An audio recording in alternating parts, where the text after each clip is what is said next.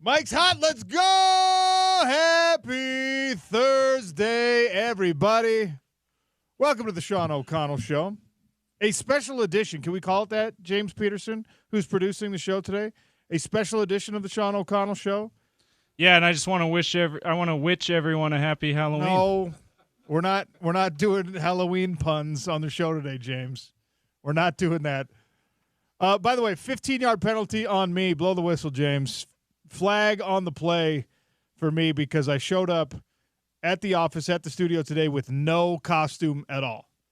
When you have three small children, you're very wrapped up in making sure that their Halloween experience is taken care of properly. So it was all about the witches and the vampires. I don't get it. I don't get it. It looks like you're in costume. Well, thankfully, Sarah, our lovely receptionist, had backup costumes to humiliate all of us who didn't show up.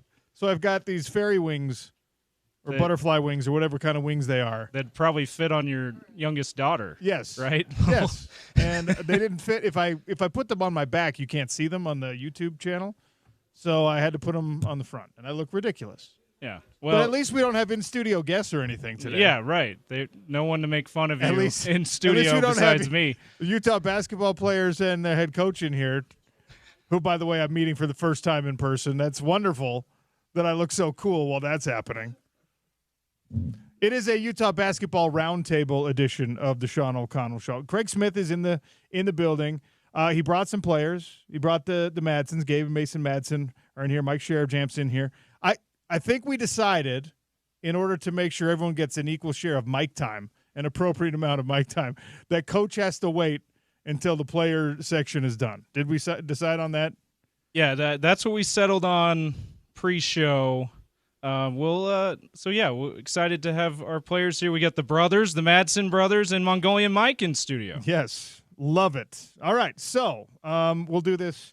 We'll try to keep it as organized as possible as we preview the rapidly approaching Big 12 basketball season. First one ever, obviously, for the University of Utah that recently made the switch from Pac-12 to Big 12. Hasn't gone so swimmingly in football like we all hoped it would. We'll see what it looks like in basketball as those days approach. So, first of all, fellas, welcome.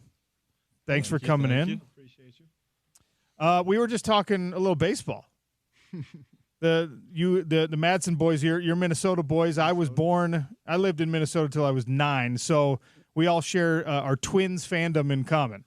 We all share watching that historic collapse at the end of the season this year in common. I was not going to bring that part up. All right, we're gonna stay positive. Misery loves company, so Yes. we got to talk about it, right?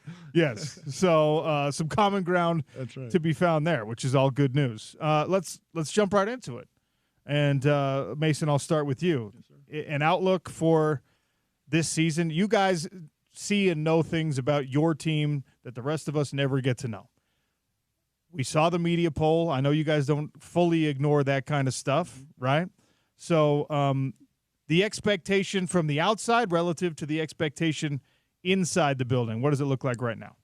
I think that across the board, that's when I saw that ranking, it's kind of something that personally, individually, I identify with. I think we have a lot of guys that probably feel that same way with having that chip on our shoulder and kind of maybe that external expectation. There isn't much of it, and I think that can be a dangerous thing for other teams, us walking in, no expectation, and kind of obviously we got picked 16th out of 16th, and we saw that the day it came out. And I just think that obviously, at the end of the day, it doesn't matter, it really doesn't, whatever we get picked. But I think that it is just a little bit of extra fuel. And like I said, that's a dangerous person, is the person that has nothing to lose.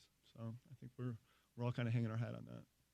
Obviously, nothing comes easy in college basketball and college sports, period. Mike, is Mongolian Mike something you're okay with people? Is that a fun nickname for you? You like that one? All right. Because it's going to stick whether you like it or not. So, and the shark. The shark. Oh, the shark. I like that one too. Mike the Shark. That's good. We'll stick with that one as well. What has the work been like as you guys prepare, knowing that maybe you're being overlooked? I mean, what are practices? What are workouts? What has the work been like for this team? It's been fun for us. We've been getting getting more connected as a team. So like I think it's getting more fun too. And Gabe, there is a bit of a leadership role associated with your status on this team as you're trying to make sure that, that early season or preseason expectation ends up inaccurate. How are you shouldering that load? Yeah, I mean, something I've always tried to get better at is my voice and my leadership. And I think just with the experience that I have here and somebody who's been around the program the longest now, and just trying to share my knowledge from being around this program. But yeah, just that experience, and I've always kind of held my hat on just leading by example. And I think now that I've been around and been able to prove myself a little bit, I think my words, when I choose to use them, they carry weight. So just knowing when to say stuff, and yeah.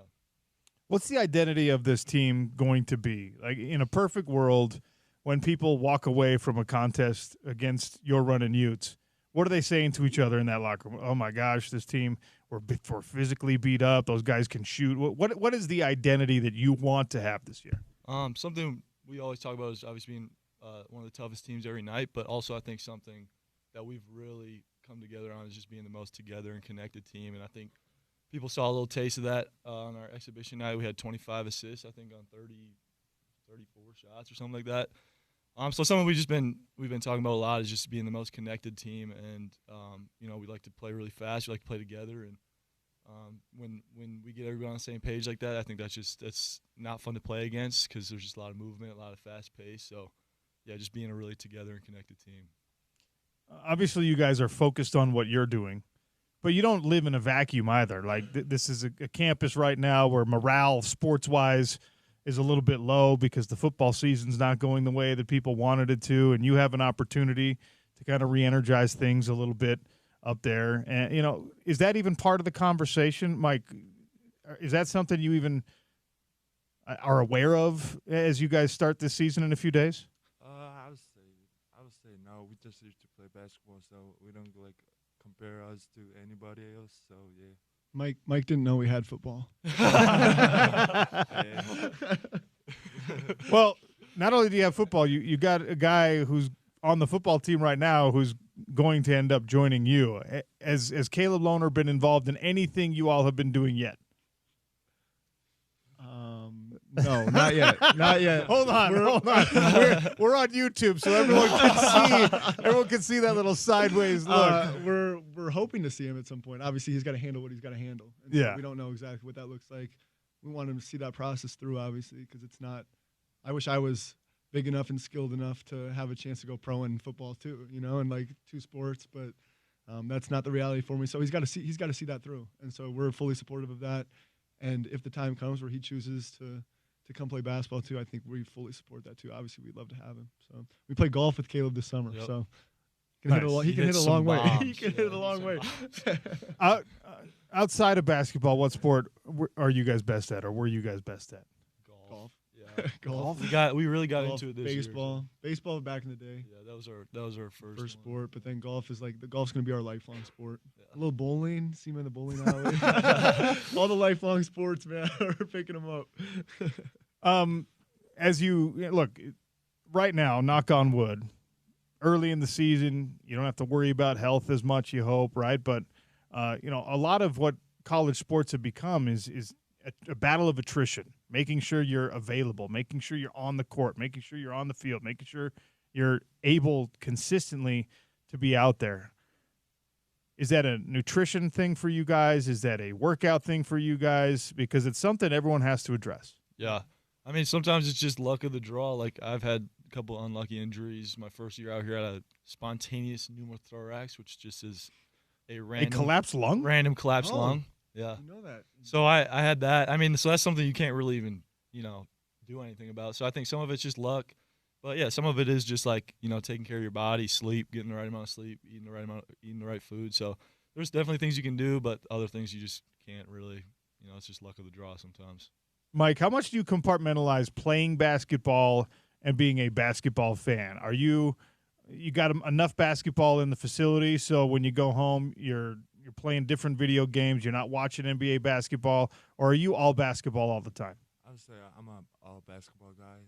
Yeah, I like to watch like a lot of basketball games too. Like back in Mongolia too. Like I watch some of my friends like play in the league back in home. So Oh, cool. yeah, I'm a basketball guy. If there's an NBA player that you're trying to model your game after, who would that be? I like Kevin Durant's game, like since I was a kid, and I like Magic Johnson's game too. You got Good wait, comps. Magic Johnson. Those are great comps, obviously. Magic Johnson was barely playing when I was a kid. How did you even find Magic Johnson tape? I know him since I was a kid because my dad he has his Gucci shoes when he was here in the States. So Okay. yeah, I know him since I was a kid. Yeah. Mason, what about you? I mean, this is low-hanging fruit. I don't know if it's even reasonable for a lot of players to be like, that NBA guy is who I want to play like, but I feel like everyone does it. Yeah, and I struggle because it's like my favorite player is Steph. But if I say I'm Steph, then like that's just a slippery slope, So it's like Coach doesn't want you shooting from where Steph shoots. Yeah. But I feel like if I just talk about influence on my game, it's definitely like even like the way my shooting form looks. It's like I've always wanted my shot to look like Steph's, and it's definitely a player that I've been most invested in over the years. So, and we just saw him play live the other day. So when they came to town. Oh yeah, came to town. Yeah. Yep. What about you? I'd say kind of same thing. I mean, we obviously do a lot of the same stuff, so we grew up watching the same guys. But we're recently really getting into some EuroLeague basketball, so just watching just kind of like the purest form of basketball in EuroLeague. So it's just fun to watch. Well, the EuroLeague thing, and obviously the influx of international players happening on your team, and has been happening in this program really for a very, very long time. You go back to Majerus days, and even before that, there were international players coming and playing in Salt Lake. But the skill set is different, right? Yeah. And I'm sure Coach and I will have the same conversation. But now that you're watching that, what do you pick up differently from EuroLeague than what you see in the NBA game? I think it's just the togetherness, and that's why we really got into it. I love that kind of basketball, and I think it's starting to really infiltrate the NBA a little bit more of just trying to play more together and make the right next play. And, I mean, it's obviously impressive to watch ISO scoring and all that, but I think most people would appreciate just that togetherness in team basketball. And like I said, that's what we've been preaching a lot on this team. And so that's why we kind of started watching a lot of that EuroLeague. And just the fans over there are crazy. It's every game matters so much. And, yeah, just enjoy watching that kind of togetherness. So. Now, everyone's goal is NBA basketball. But, I mean, I know a bunch of guys that we were contemporaries in school at the same time that went over, played European basketball, had great careers over there. Yep. Is that an aspirational thing too? If the NBA path isn't one that happens, is that something you'd be willing to explore? I was just talking to one of our teammates, Jewel, this morning from Israel, and we were just talking because there are so many levels overseas that people don't even really understand, and I think that it's becoming more mainstream in a sense, and I think people are gaining greater perspective on it, but for me, I was telling them that's for sure the route I want to go, and I just want to see how high I can climb in the European ranks because it was something that was foreign to me, even as recent as last year. But I think that the further I've kind of delved into it, it's I could definitely see myself playing there, and I feel like my best basketball's in front of me. So to be able to continue to climb towards something would be really cool after this year. No, that's way out in the future. So I'll do Coach a favor and stay focused on more on the here and now. Focus in on this upcoming season. Everybody in their game has something that they want to work on individually. They probably have feedback from the coaching staff that hey, this is what you want. We want you guys to be better at this year. Mike, I'll start with you. Is there one thing in particular or a couple things in particular that you want to see improve from this point to the end of the season and you've been working on to make sure that your game's rounded and complete? I would say defense. Yeah. I say I need to work on my defense and I need to work on my communicate more, to let my teammates know what I want and to know what they want from me, So yeah. When you're talking about defense, shot blocking, getting your hand in passing, what are you looking for to improve specifically if we get real granular with that defensive improvement? I would just say guard the best guy on the other team, and just get in their head and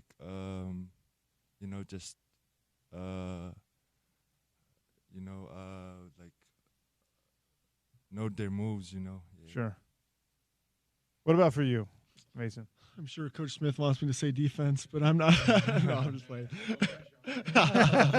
Coach, Greg Smith is sitting here. Greg Smith's sitting here in the corner, judging, evaluating, taking notes on all these answers. Yeah, got a notepad out. What's going on over there? Yeah. But one thing I talked about earlier this year, like offensively, I think that like I pride myself in my ability to shoot the ball, but I think that like getting easier shots early in games is something it's like a small thing, but I think a big thing for a shooter, especially to see the ball go in early. So whether that's getting to the line, whether that's getting early layups, I just feel like easier shots early in the game just opens it up the rest of the game. So I feel like that's something that I've focused on, and that I'm trying to get better at. Gabe? I would say definitely just my vocal leadership, and just that's a big reason why I came back, because I wanted to work on that. And so just like saying stuff and knowing how to get to different people and like get them to get the best out of themselves, and then just knowing when to say things to the team and whatnot. So yeah, just the vocal leadership aspect. Has that been a natural or difficult process for you? It's definitely more of a difficult one. I think just Mason and I growing up, he always spoke way more than me, and we were together all the time. So he would just talk, and I just would just kind of I would just be there. So it was like when I first came out to Utah, it was like a whole new. I was just by myself, and so it's just been something I think I've grown every year. And so I will say though that like coming here and being together for the first time in like 4 years for an extended period of time, it's like I've seen the growth, and it's small, and like obviously you don't see every day like the small increments of improvement that you show, but like over 4 years I've seen that growth, because the last time we were together it was like he was mute, and like there were times where I was it was your fault. It was. He's to blame. I take full responsibility. But I think that like there have definitely been strides. So I think there's obviously a long way to go, but I just want to tell you that, because I think that. Thanks, man. Yeah, no problem. Well, I find this very fascinating, because I talk for a living, and people probably have wanted me to shut up for my entire life, and I've never had to work on the opposite. And look, I mean, if you need to be stronger, you lift weights. If you need to be faster, you run. If you're trying to be a more vocal leader, if you need to talk more, what do? You just talk more? Or are you reading books on this? Are you listening to podcasts? How are you trying? Like, I really don't even know the process. It's a weird thing, because this is how I've always felt like sometimes your greatest strength is also like one of your greatest weaknesses. And I think part of why like me not speaking is because I was just so like in the game a little bit, and just like I wouldn't even be like it would just happen. And so I think that's part of like I would just be kind of in like this flow state a little bit. And so it's being able to like figure out, okay, I need to like compartmentalize that, and when we're on like defense, like be able to talk, and then when we're on offense, I don't have to talk as much. So it's just like being able to figure out the right times to talk, and yeah, it's a weird thing, because it's like you grew up, and yeah, it's been such a habit, and just being a player and trying to figure out a way to just communicate more. Well, I'm sorry that I'm continuing to focus on this, but it just is interesting to me. When like in a game scenario, right? That vocal leadership for you in a perfect world is you're kind of quarterbacking things on the floor while gameplay is happening. You're more vocal when the timeouts happen, and you can grab somebody and take them aside on the bench. I mean, what does it look like in your mind when you're being a more vocal leader? I think I look at it as more of like a one-on-one thing, like being able to – I think that's where most of my vocal leadership happens, is just being able to like talk to guys individually, and I know that I have that trust level with them, and I think that's a big thing for me, is like being able to get to know each guy personally, and then being able to like have that trust and be able to talk to them. But then also just like, if we're not performing to what we need to, just being able to say something when we're in the locker room or in a huddle or something, and yeah, just figuring out the right times to be able to use my voice. Those of us who were college athletes or pretended to be college athletes before this transfer portal era, it's hard, honestly, if I'm being truthful, it's hard to imagine what the locker room dynamics are like now that there are so many scenarios where you've got a teammate who's one and done, where you've got somebody who joins you late, and maybe a teammate who leaves early. It happened back in the day, back in the early 2000s, but it didn't happen a ton. And the team chemistry, what is it like trying to develop those relationships and trying to develop team chemistry when you're a newcomer, or when, somebody else is the newcomer? Mike, do you feel like establishing that like tight knit bond with your teammates is still an easy thing to do in the modern era of college basketball. Yeah, I would say it depends on the teammates. You know, like there's a guys who likes to play as a team, likes to help you like when you don't know something about it. So yeah, I would say it depends on the teammates. Yeah. What about you, Mason? Has it been your experience that way? Yeah, I mean, I feel like the transfer portal became really a thing like after my freshman year. So it's like I haven't really known a team that hasn't had the transfer portal involved in some way. And so I can only speak to my experience. I can't speak to obviously like what you felt. But I would say that part of it, you have to get lucky with the guys you get in the locker room. You can only know so much during the recruiting process. And that's obviously a hard thing as a coach, is trying to expedite that process and trying to figure out like who's the right fit, who's not. Because it's not about taking all the best players, it's about taking the right ones, you know. And I think that Coach Smith did a really good job with that this year. And I'm not just saying that because he's sitting here. I feel that on the deepest level, because we said it from the jump. Like, this is the closest team I've been on in my 5 years, just top to bottom. I think everyone gets along. Obviously, it gets chippy in practice some days, and as any team does, like 5 months in when you haven't played against anyone else. And so I think we're all really thankful to be playing against other people now. But like when we're in that locker room, it is like it's a tight bond. And obviously, I came here because my twin brother was here, and I knew I was going to have that bond. I didn't have to figure that out. But to come here and like feel that with lots of guys on this team, it definitely puts the mind at ease a little bit. I think it shows on the court too. There's another thing it's not brand new for you guys, but it's still pretty new in college sports, and that is the business aspect of being a college athlete, right? There's now a whole different animal that you have to be prepared to deal with, you probably are trying to deal with it as much as you can, right? Because everyone wants NIL deals, and everyone wants to find a way to monetize this situation and to maximize what could be, 2, 3, 4 years of earning potential. Is it easy to compartmentalize those things? Is it something that affects team chemistry? Is it something that is a discussion in the locker room? Is it kind of each guy has his own little, that's his business because it's business? I think we try to keep it that way, just business is business. And I don't know, I think I came into playing basketball because of something that I enjoyed. And when I first got into college, NIL was not a thing. So I would still be playing college basketball if we weren't getting paid. It's just a nice extra aspect of it. And obviously it is like you can't work another job. And it's always gotten better. Like I know at points there was no money. And then when we were freshmen, it was like you're getting paid a stipend for monthly living and extra food. So it's gotten better every year. But like I said, I started playing this because there's something I enjoy. And this is just like a nice little aspect of it where it does definitely feel a little more professional. And I don't know what it's going to look like in the future. We're kind of in the Wild West part of it a little bit, where it's just kind of like huge numbers being thrown around at different programs. Well, so it's kind of that's where I was going eventually. When you see, and these are the teams you're competing against, right? You're seeing these.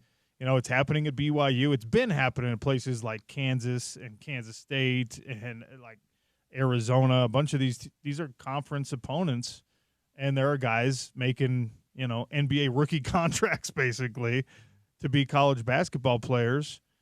Does it throw a chip on your shoulder? Is there more to prove against the guy who's making $3 million this year? I mean, there's definitely an added aspect because you can't ignore it. We all see it. We all have social media. And so you hear those numbers. I would say that, like, I would not venture to say that having less money is better, but I would also say that, like, having more money, there's probably more problems that comes with it, and having to balance that and make sure everyone's okay with it. Playing with a guy that makes $2 million while you're not making anything, like that can create an interesting team dynamic. And so we're not dealing with those big numbers here. And so I think that, it adds something, obviously, in a competitive aspect if you think you're worth what your counterparts are getting. But it's just the reality of the situation now. And so I think, we don't look too much into it as on our team. But well, you already touched on this. You already alluded to this, but you get to play against somebody else very soon. Next week, it'll be Alcorn State. How much are you looking forward? I'll start with you, Mike. How much are you looking forward to matching up with Alcorn State? And have you already started tape study on them? Do you know what to expect from Alcorn State? We think they're gonna pick up us like full car, and they're gonna put some pressure on us. We're just trying to I think we're just trying to play as a space, like give us a space and just play as a team. Yeah. Yeah, I mean, obviously we're excited to get out there and play. I mean, it's been a long time playing against each other, and yeah, this is what we all work hard for during the off season is to get to this time of year. So, yeah, we start usually 2 days in advance. So Saturday, Sunday we'll be prepping really hard for Alcorn State, and yeah, we talked a little bit about them, but yeah, Saturday, Sunday we'll learn more about them, and then Monday we get to go out there and play. Every player's a little bit different with how important, like personally and internally, tape study is. Like some guys love it. You have the iPads and everything now, right? You guys have you got your own homework you got to put in, and of course you're doing it in the facility as well. And I don't think one way is better than the other. Coach probably has some opinions about that, but he's not sitting here right now. But for you guys individually, how much do you rely on tape study? How much do you enjoy that, like strategizing against an opponent versus going out there and letting the game come to you? Yeah, it's a big part. I'll talk first, I guess. It's a big part, I think, for us. And I say us because I live with Gabe, so I just know what he does. But and so it's like, yeah, there's that part where you're watching your opponent. But obviously, he touched on EuroLeague earlier. I think another part is just like being able to understand like us and like so because I've played for 4 coaches in 5 years now, and it's like pretty much every coach has preached like it's about us, not our opponent necessarily. And so just learning that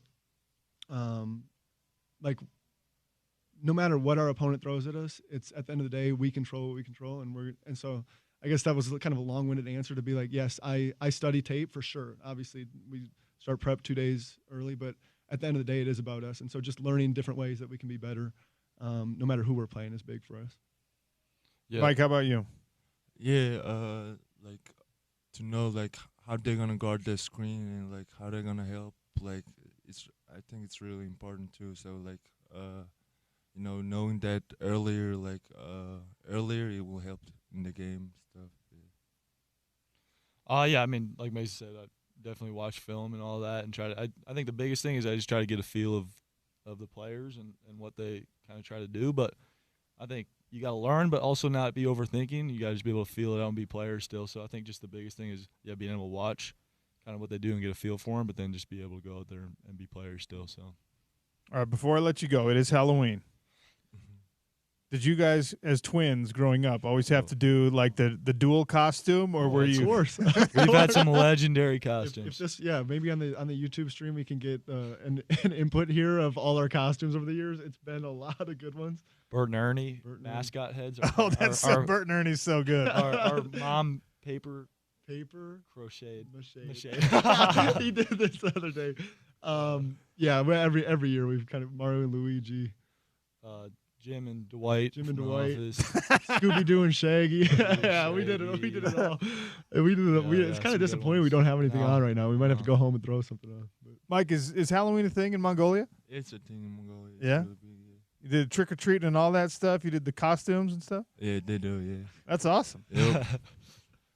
He goes as a shark every year. Is there any particular is there a food that you miss? Is there something? What do you miss most?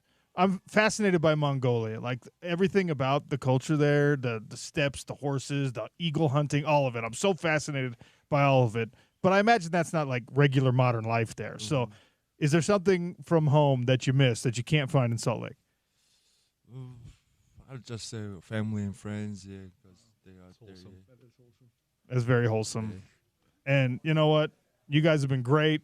We're way up against the clock here. And we got Coach next, so I'm gonna. You got to give him 30 minutes to talk. I got to.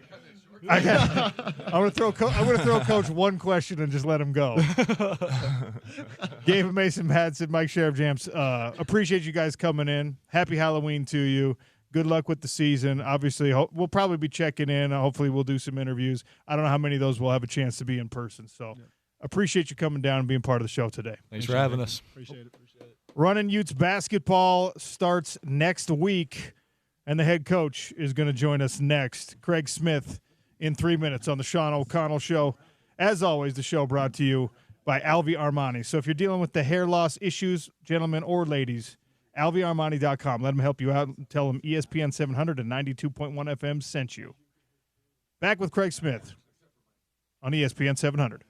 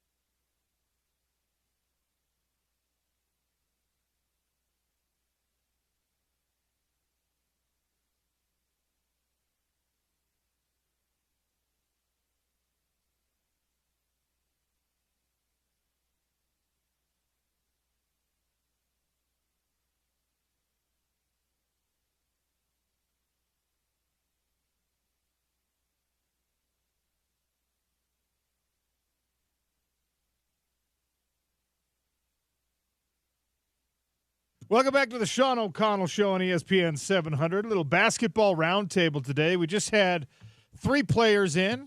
Mike Sheriff Jams, Mongolian Mike, the Shark. I like both of those nicknames. We will use those interchangeably.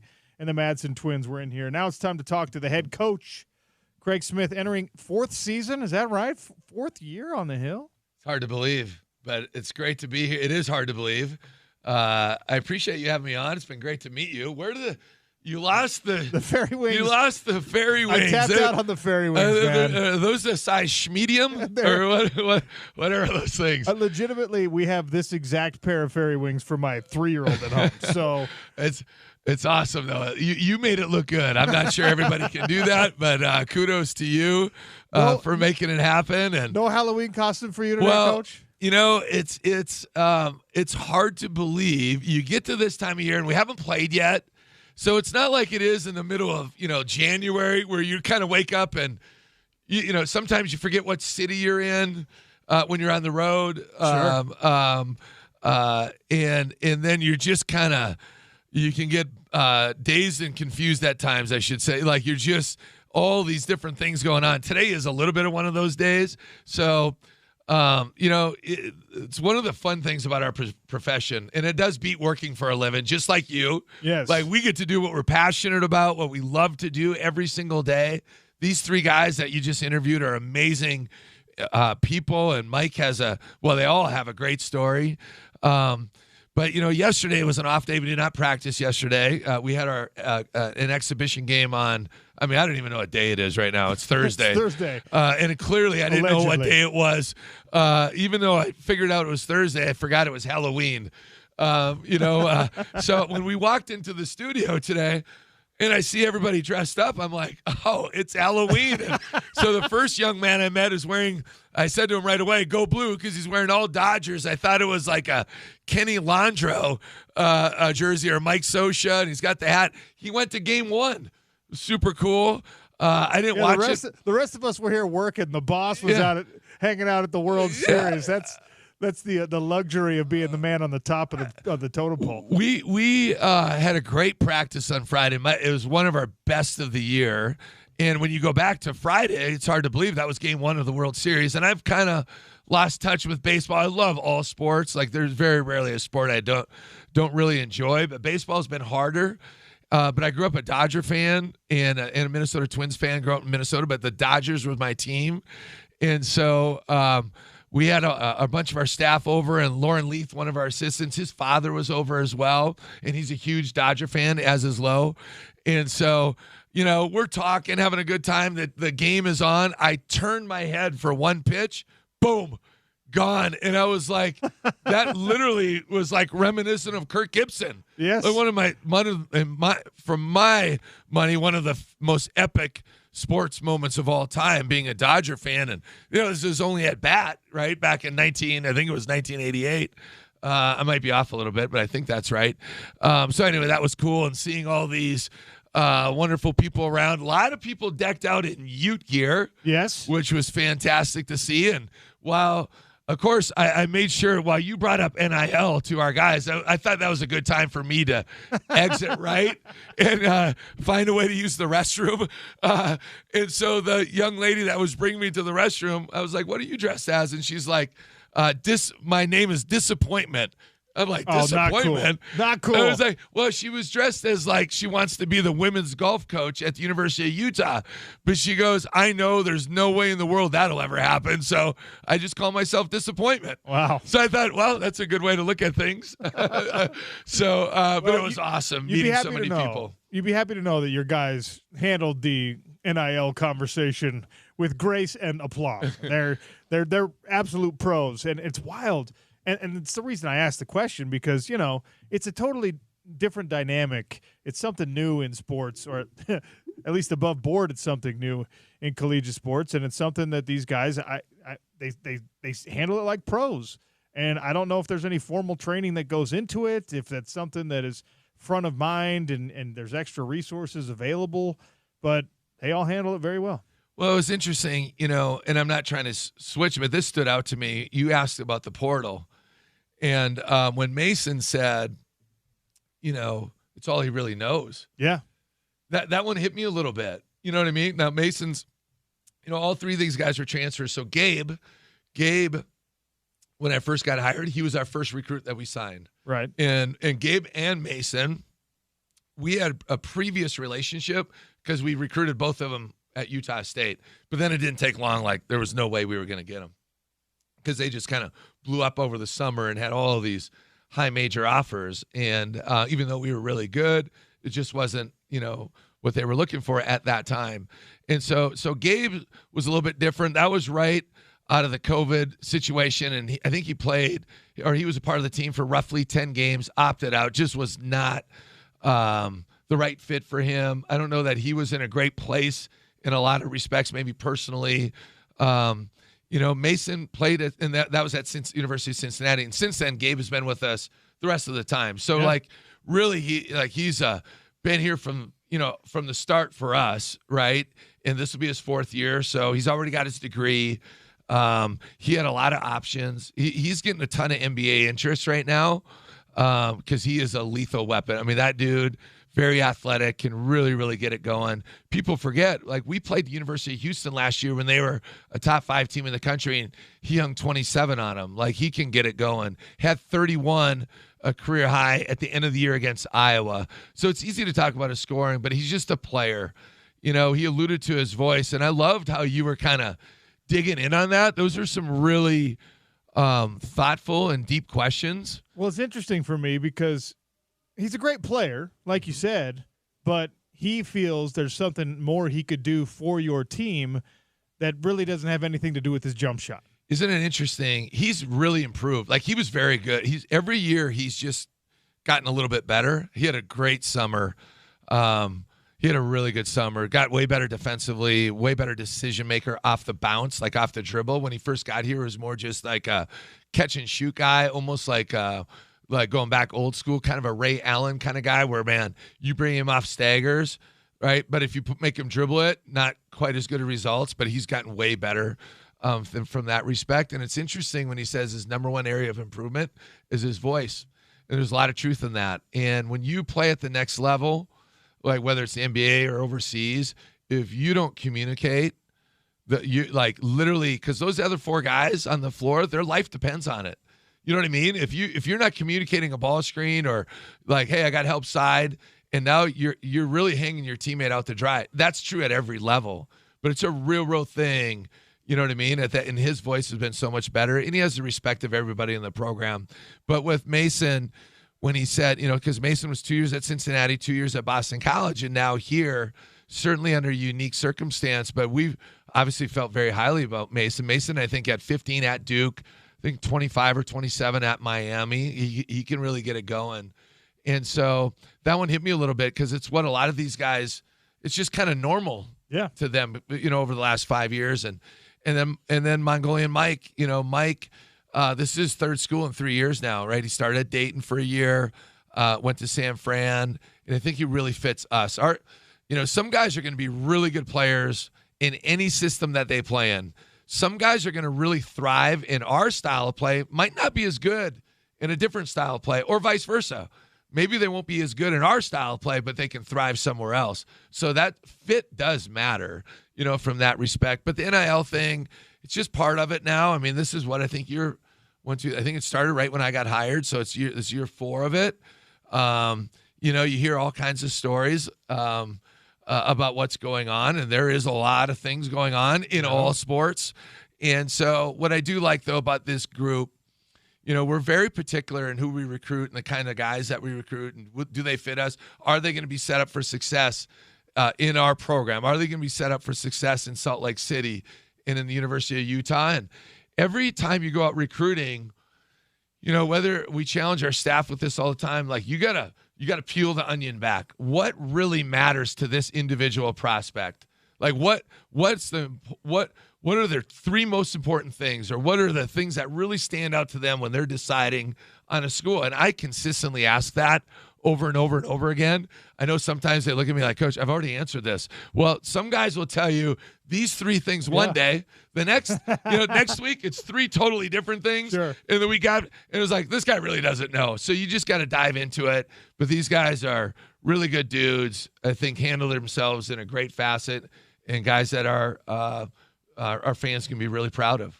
When you're asking people about those priorities, the 3 things that are most important to them, what do you want those 3 things to be?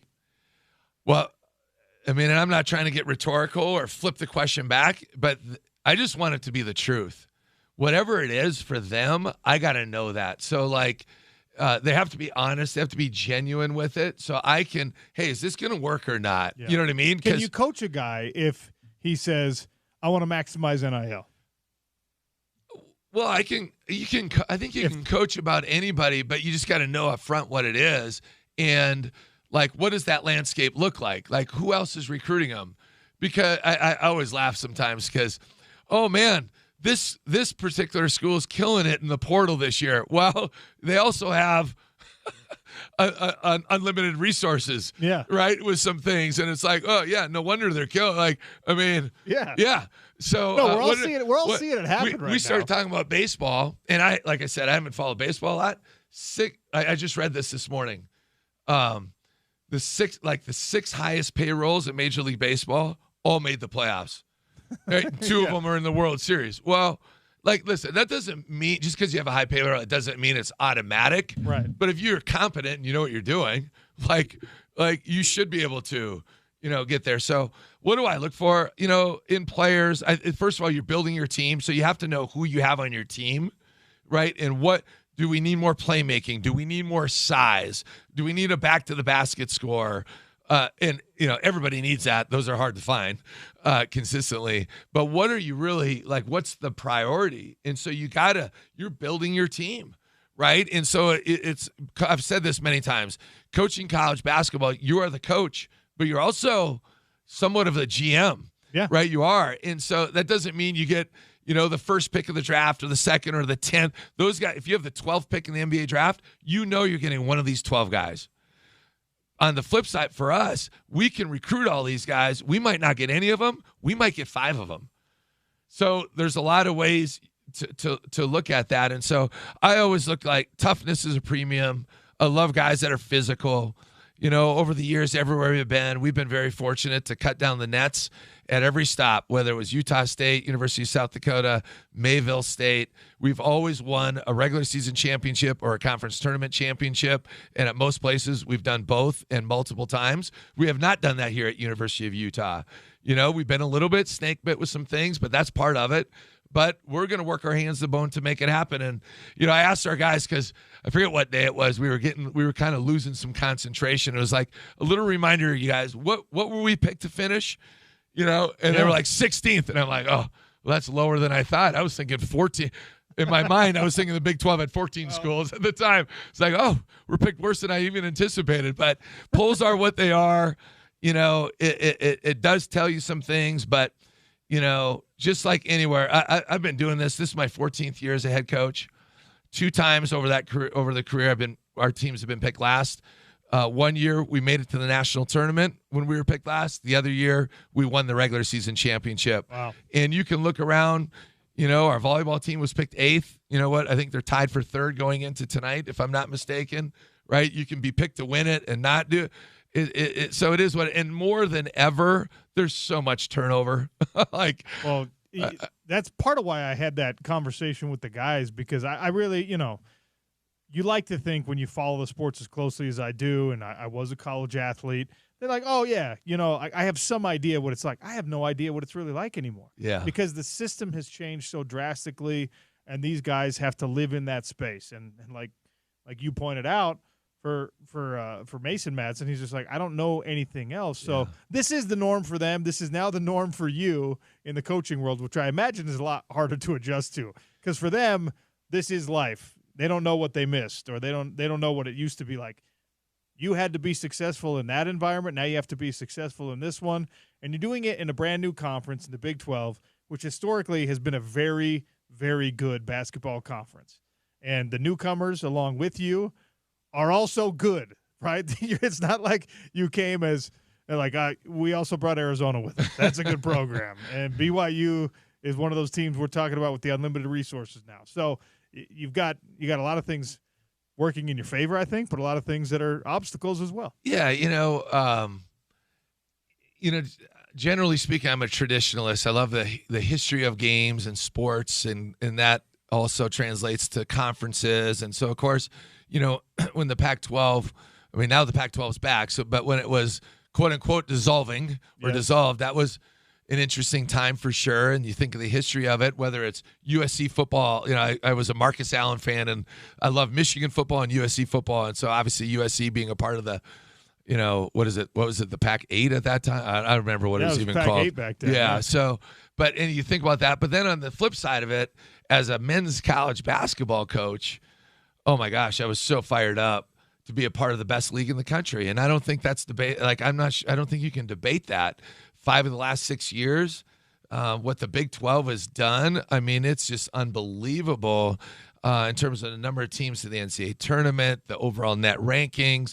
You go right on down the line. And so, and then you look at the preseason poll. And again, the preseason poll, that's going to probably change a lot by the poll on February 1st and on March 1st. Absolutely. But the preseason poll, the reality of it is going into the year, 31% of the teams in the Big 12 are ranked in the top 10. That's insanity. Are you, I mean, seriously, 5 of the top 10 teams are from the Big 12. And so when you look at Kansas and Baylor and Iowa State and Arizona and Houston, I mean, I think you could make an argument any one of those teams on paper could win it all this year. And so, but that's exciting.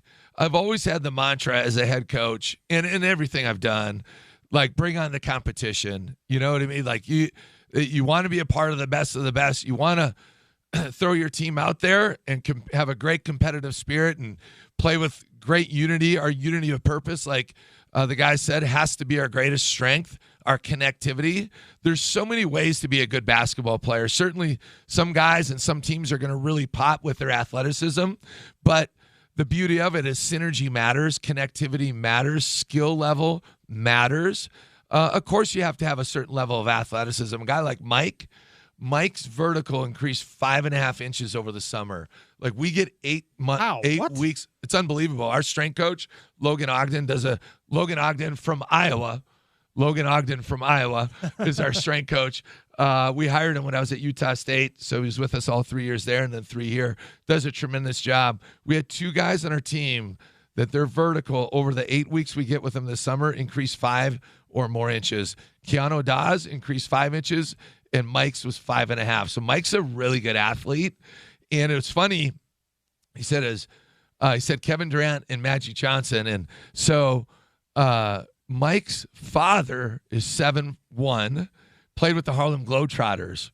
Whoa. So that's how he knew about Magic Johnson, because his dad would be on tour, right? Just all over the world and specifically in the United States. And I forget, he told me that story when we recruited him, because Magic was my favorite player of all time. And he told me the story about his shoes, and I still don't quite follow it, but it was something with what brand shoes was it? It was LA Gears. What did Magic wear? No, Magic wore Converse. Oh, but they shared like, I forget. It's like not Prada, but anyway. Gucci. Yeah, Gucci. Yeah, the they shared the shoes. Gucci shoes. So Mike even sent me a picture of the Gucci shoes that they shared somehow, some way. But and I think his dad's nickname was the Shark, so they call him the Shark as well. That's awesome. Well, we got to let you go. You got a busy day ahead of you. I know that, so I appreciate you giving me some time here. But before I do let you go, next week it all starts. What do you want the identity of this team to be when people play you? When we're watching these games, what are we saying about the Runnin' Utes coming away? Yeah, well, first of all, I hope we're looked at as winners. You know what I mean? Sure. Like that's a big thing. But I've used this a lot over the years, but it's just who I am and what I believe in. And I love football. And so an old football coach. I follow a lot of football coaches and try to learn and study a lot of things that way. From leadership to toughness. I think our teams have always been known as being super tough and physical and connected. I think 5 of the last 6 years I've been a head coach, we've been top 30 in the country in assists. So in 2 of my 3 years at Utah State, we're top 5 in defensive rebounding and effective defensive field goal percentage, which is really hard to do. And so, we have a mantra and we have a GATA belt. GATA, it's a little football acronym, get after their butts, right? We talk about that a lot, and that's just a toughness thing, diving on the floor, playing with physicality, tips and deflections, all the tough guy and hustle plays. So that's one thing. And then super connected. I think our style of play is very enjoyable to watch. It's very fluid. I think we were 36 in the country last year in pace of play. So I've been steadfast in saying we want to bring the Runnin' Utes back to the Runnin' Utes. And certainly 2 years ago, we did that until we had a bunch of injuries and we had to shorten the game. But last year, I thought we really reestablished our home court advantage and played an exciting brand of basketball that translated to a lot of wins. And, our goal every year is to get to the NCAA tournament and win when we get there. So it's a great group. For having 9 new players in our program, I think we have a lot of synergy. That we've had a lot of NBA scouts come through here, and that's a common theme they say is, wow, it's hard to believe you guys have 9 new players the way you guys practice. So that's a big time compliment. And now we gotta make it happen when the lights go on and we throw it up for real. And we're gonna have to overcome some injuries that we have right now, but that's part of the game. It'll be Monday, November 4th at 7 p.m. Utah hosting Alcorn State as they begin this foray into Big 12 basketball. Obviously, that's a non-conference game, but going to be a fun one. Craig Smith will be there coaching it all up. We'll see the players. Big thanks to them for coming in again. Coach, really do appreciate your time. Thank you for being here. Great to meet you in person, Sean, and thanks for having me on. Let's do it again. Next Go time Utes. you see me, I'll have bigger fairy wings that fit better. That's Craig Smith, head man for your Running Utes. All right, we'll double break here. Eric Weddle on the other side. The Sean O'Connell Show brought to you by our friends at Les Schwab. Anything you drive, they've got the tires, the accessories, all that you need. LesSchwab.com. Eric Weddle in 4 minutes on ESPN 700.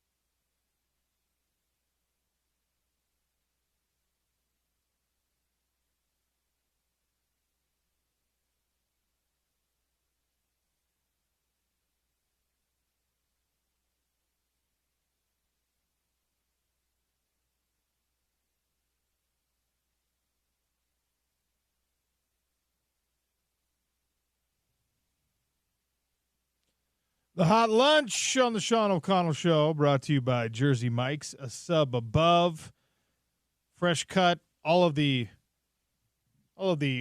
cheesesteaks are made to order right there, grilled right in front of you. I've been going sub in a tub lately, as I've told you. Great way to lower the carb count, if that's something you're into. But also, so many great bread options.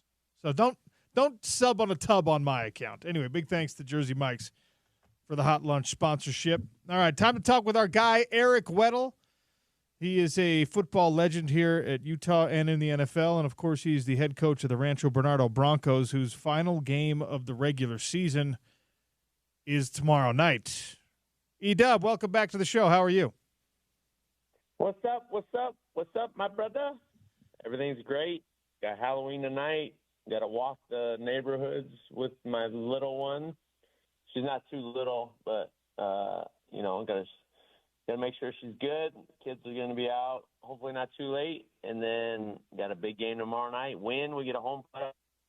We didn't do too well last week, but you live, you learn, you move forward, you take notes, and hopefully we'll get another crack at the San Marcos Knights in the playoffs. Yeah, hopefully you get that chance at revenge. All right, let's jump right into this discussion about your beloved Utes and what's going on. 4 losses in a row, first time that's happened since 2017. Morale at an all-time low. Everyone jumped off the bandwagon already. It's a dark time for Utah football. And as you're watching these games and as you're evaluating the tape, what are you seeing? What do you think the reason for this bad streak is? Yeah, it's unfortunate, but that's football. That's why you play the games, and momentum is a crazy dynamic in sports, especially in football, and when it relies on so many guys having a prominent role in winning and losing games, and obviously you add in the coaching and the practicing and the preparation. There's just a lot of variables, and I've been in situations exactly like this, and one loss becomes 4 losses, and then before you know it, your season ends, and it all just feels like one big loss because it's all muddled together, and you're just trying to fight, scratch, and claw. You're trying to stay together. You're hearing things within the team. Reports about guys and unhappiness and this and that and excuses, and as a pro and as a coach, I don't like excuses. I don't like comments like that. I like to try to keep everything in house, and if a player has an issue, then that player needs to address the captains, or they need to address the head coach and figure it out and have a plan moving forward. You don't say certain things and encryptic and all this other crap. It's like, we're not in junior high. Let's be pros about it. Let's be men. Let's have communication. Let's have tough conversations. That is so very seldom used at all levels. I mean, when I try to have tough conversations with my boys now, they shy away from it. They'd rather not have tough conversations and figure out what their role is or how they need to improve than have that conversation with me. So there's a lot going on, and a long story short, I just hope that they individually look at themselves first on my play, and then collectively, hopefully everyone starts to play better and try to get back on the right track. There's conversation as the Utes are on a bye week again, as is BYU, who's, of course, your opponent. So you come out of a little layoff against one of the best teams in the conference, against your in-state rival. You talk about momentum. Utah's on the wrong type of momentum, and BYU is dealing with the exact opposite. I mean, the fortunes have been reversed, and everything's going BYU's way, and they've worked hard to make that happen. But as you're coming out of a practice week where you're trying to get things right, and the messaging to the public, at least, is that the quarterbacks are going to get equal reps, and there's a battle happening, even this deep into the season, a battle happening for the starting quarterback position. What does that do to this team or for this team? Because I know there are a bunch of guys who are like, Isaac's our dude, we'll roll with him. And there are also a bunch of guys on this team, and it might extend even to the coaching staff, who are like, let's see what somebody else can do. You've been in the locker room and in these situations. What does it do for the team when that position isn't figured out 8 games in? Well, yeah, that's a whole other. We could spend an hour talking about the dynamic of the quarterback room and that situation all season, dating back to last season, and the unfortunate events of Cam over the last couple of years, and this year the injury and whether he's going to play or not. How that has affected the team, has that obviously effects on us as a team, as a coaching staff. Shoot, for Isaac, for that matter, whether or not he knows he's going to play or not. Is he getting practice reps all those weeks? Like, we don't know. We don't really know. All we can do is make our own assumptions of what's going on. The reality is, and you look at both teams, BYU and us, you can see one team that's connected, that has a vision, that has an identity, that is very – and it just seems this way watching them, right? I could be totally wrong, but one team is one team, and the other is a bunch of individuals. And my opinion, again, like, I'm not in there, so I'm not trying to stir up controversy and this and that. I just know from what I see is a team that's not playing together, that's very disorganized, that's undisciplined at times with the pre-snap penalties and the execution and this and that. And then on the flip side, you see a team that's rolling and doing everything that great teams do. So it's going to be a tall task, man. They're playing – BYU is playing at a high clip, and they know who they are. Great defense, run the football. Quarterback's playing outstanding, making good decisions, making the plays that needs to make. And then on us, we don't even know who our quarterback's going to be. So we got a lot to figure out. Eric Weddle, our guest here on the Sean O'Connell Show, talking Utah football. One of the really interesting things, and of course fans are going to do this, but you even hear it from the messaging and the coaching staff, and that's something I'm not familiar with. I'm not used to this, is, in some of these losses, and it's been 4 in a row now, as everyone is well aware, people start to compartmentalize and say, well, the defense is playing great. We've seen this. There's a decade-long stretch where that was always the case at Utah. The offense was going to be mediocre, and the defense was going to be elite, and that led to a lot of wins, and yes, that led to some losses as well. But even in this 4-loss stretch, when I hear people saying, well, but look what the defense is doing, the defense is fine, I don't know. It doesn't sit super well with me, because in the last game, even though a lot of your numbers, you didn't give up a bunch of points, but you gave up 230 yards rushing to Houston. That's not a Utah defense that we're used to.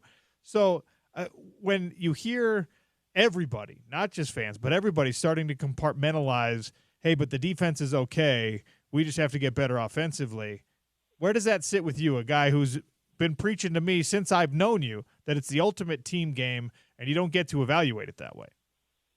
Yeah, it is, and that's just people in general want to find ways why we're losing instead of realizing or answering that we all have a hand in it. Like, you're 100% right. I think Morgan would be the first one to say that anything over 85 yards rushing is unacceptable for a Utah defense, let alone 230 yards rushing to a Houston team that was the worst offense in the conference. So, yeah, there are a lot of numbers that are good, but the reality is we're 4-4. We are an average at best team. We're on a 4-game losing streak, and we're not very good. And everyone has a hand in it. Everyone, coaches, players, team managers, trainers. And the quicker we all can realize that and understand that and have ownership of that, the quicker we can fix it and move forward. The ones that continue to point the finger at everyone else, and I'm not saying that's what's going on, but when people continue to do that and make comments like that it's one side or the other instead of it's all of us and it's we, not me, you're never going to be able to move forward and be the type of team that we expect everyone to be. There's a lot of conversation about whether or not it's possible over the course of a bye week. We're 8 days away, 9 days away, over the next 9 days to really make up the gap that you need to make up. And I have been preaching that there's enough talent on this team. If you get the talent executing at its highest level, if you get everyone on the same page, if you get everyone working hard, this is still a very talented Utah football team. But it's going to take a lot of what you're alluding to. It's going to take a lot of personal accountability. It's going to take a shift in the conversation internally. It's going to take some good displays of leadership. You were a leader on every team you were on. What can the leaders on this team do to try and get everybody right in a pretty short period of time to try to make up that gap between where you are right now and the number 9 team in the country? Well, it's going to take, it's first having the understanding of what you can control as the individual. You can't worry about what others are saying. You can't worry about what other positions are doing. Let me just focus on my job, how my role in this team is, and try to execute it at a high level, right? Mistakes are going to happen. Can we limit those mistakes? Can we limit things that happen in a game that make you lose football games, right? And so I've been in situations where we've been a huge underdog and we come out and play together. I think it's just really uniting as one. And seriously, it's 1 or 2 plays can spark a team, can spark momentum, can spark belief, and bring back all those good vibes and energy and excitement that is needed to play football, right? Like, you can't go in there not confident, not have the energy and really the thoughts of positivity for your team. If that's not the case, you're already a step behind the opponent. So I think just getting back to having fun and playing Utah football and playing for each other, right? Like, being more excited that your teammate makes the play than myself. Like, that is the identity of great teams. And so how you get that's the coach's responsibility.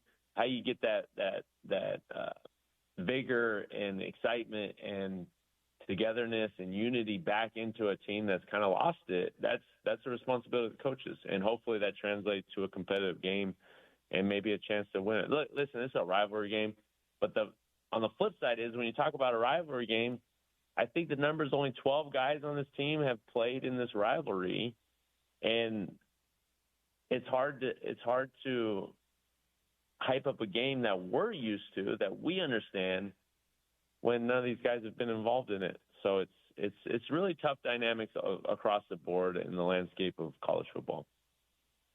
Eric Weddle, for a couple more minutes, I want to talk a little NFL with you as well, because you don't get Utah insiders and NFL experts in the same conversation. Is Aaron Rodgers washed? Like, he's one of the great quarterbacks of his generation, but it's not working for the New York Jets right now. Is that a him problem? Is that a team problem? What is it? Geez, that's a good one. I don't to say someone's washed. He's still one of 32 quarterbacks, and I would still pick him probably over 20 of them. So I wouldn't say he's washed, but he's not playing at the level that we're accustomed to seeing. And that's a credit to the level of excellence he played at for so long, and the success, et cetera, et cetera. And honestly, that's one of the biggest reasons, not biggest reasons, I had lost. I didn't want to play anymore, quite honestly. But you never wanted to hang on too long, right? Like, you never want to be the guy where you hung on too long for that extra year for whatever reason, and you're a shell of yourself, and that's what everyone remembers you by. Mm-hmm. Not the decade plus of amazing play. It's that 1 year you hung on too long, and I fear that that's where he's at right now. Same thing with Big Ben. We talked about this. He's one of my good friends. Like, he was contemplating hanging it up before that last season, and that last season comes and they don't have a very good season and he doesn't play well. That's what you're remembered by, unfortunately, even though we know it's not the case. So I don't know. The team is in disconnect. They don't have a head coach. They don't have any leadership, the vision. It's a bunch of guys not playing together, and that's what it looks like. On the flip side, you've got a Detroit Lions team that I think has emerged now. I mean, with the 49ers struggles, I think the Lions have emerged as probably the NFC favorite. And it's cool to see. I've been a Jared Goff fan since I watched him make his first start at Cal. I was living out in the Bay Area, and he had to go against Ohio State as a true freshman, and he was just getting murdered, and the guy just handled things. And he's done that, it seems like, his whole NFL career, and now he's part of a really great team that seems to have an awesome culture, and maybe he's on the opposite end of the spectrum that the Jets are on right now. What impresses you most about the Lions? Man, you talk about the dynamics of a head coach and a leadership and an organization top down that is on one accord. You can see that. You identify it with the way they speak, the way they talk to each other, the way they talk to the media. They are on one accord, and you can see the success that comes from it. And they are probably the most fun, dynamic, explosive team right now, you could argue, in the NFL. And a credit goes to the head coach, Campbell. You can't sit here and say you don't love everything about him, because he's all about the ball. He's all about ball. He's all about the team. His words resonate because he is real. He is honest, and he genuinely loves his guys. And you're willing to go through a wall for coaches like that.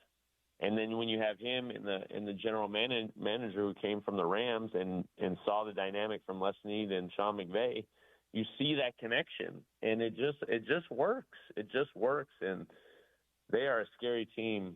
If they can stay healthy, losing Hutchinson is a big loss, but if they could stay with it, I for sure wouldn't want to play them in the playoffs in Detroit. I can tell you that. What do you do as a defensive player, as a team leader, as a guy who has been around the game, when you see a young quarterback tap his helmet and remove himself from a game? The Indianapolis Colts have responded to that, at least in part, by benching the guy and putting Flacco in. What was your reaction to Richardson taking himself out, even if only for a play, at that quarterback position? I am to sit here and say I was shocked and have never seen something before in an NFL game. That is one of them. Like, you think you've seen it all. When I heard about it, Murph, I thought it was like a 60-yard run, ran through three guys. When I saw the play, it was like a normal play, and he tapped out. Never in my wildest dreams would I could sit here and say that I've seen a quarterback tap out like that. And I don't think he got benched for that. I think he got benched because he's one of the worst quarterbacks in the NFL, and he wasn't very good at Florida. And you draft a kid that's as a developmental project who doesn't play the quarterback position the correct way in college. What do you expect he's going to do at the highest level? He's going to struggle. He can't complete passes, let alone he's a running back trying to play quarterback right now. So it's crazy. I bet the Colts will make the playoffs with Joe Flacco because he'll get the ball out and he knows what to do, and they got a pretty good team. But it's crazy, man. You look at the list of guys that have been benched or aren't very good at the quarterback position over the last 3 or 4 years. It's shockingly high. And I think the development of quarterbacks in college and even high school, for that matter, aren't doing the due diligence to make them successful players in the NFL. Yeah, I saw a graphic, I think it was on ESPN, where, alluding to that fact, a lot of first-round draft picks, high draft value guys are just, the teams have given up on them already, half season in, 2 seasons in, less than 3 seasons in. And it would appear that whatever quarterback whispers and gurus that the NFL teams are bringing in to try and help these guys, it's just not working. Yeah, it's when you really think about it, it goes back to, Pop Warner. What do you do when you have a tryout? You look for your most athletic, explosive, best athlete on the team, you put him at quarterback. Okay, now they're not really getting coached because those guys have no clue. They're just dads trying to have fun and help out their kids. Then you get to high school, and they're not really being coached because, one, there's levels of coaching, but two, they're usually the best players on the field, so they just make things happen, and they're really successful because they're just that good. Okay, then you get to college, and now you're tailoring the offenses to what they've done in high school, which is one read, run around, and make things happen. That's what the offensive game is. It's RPOs. It's one read, and let the guy run around and make plays. So now where is the development? Where is the actual footwork being taught from under center, from in the gun, the actual progression of what you're looking at defensively? What are the rules of the coverage you're looking at? How are they playing it? How are we attacking it? What is your eye progression? Where should they be looking? Like, all those things are not being taught, and it's suffering when these kids get to the highest levels because you're not the best athlete anymore. Everyone on the field is the best athlete, and if you can't process it, information at a high clip and get the ball out on time, you're not going to be successful. Always appreciate your input. Good luck against Mount Carmel tomorrow night, the final regular season game for the Rancho Bernardo Broncos, where Eric Weddle is the head coach. We'll talk again next week, dude. Thanks for your time. Always, brother. Love you. Enjoy the weekend. Let's get a dub, and we'll talk next week. Happy Halloween, dog. That's Eric Weddle. Absolutely the man, the myth, the legend. Love talking to him. An incredible football mind, and at every level. It applies at every level. And also, you know what I love about Weddle is he says the things that he actually thinks. Doesn't have to be politically correct about it. No filter. It's amazing. Cannot wait for the day when he is.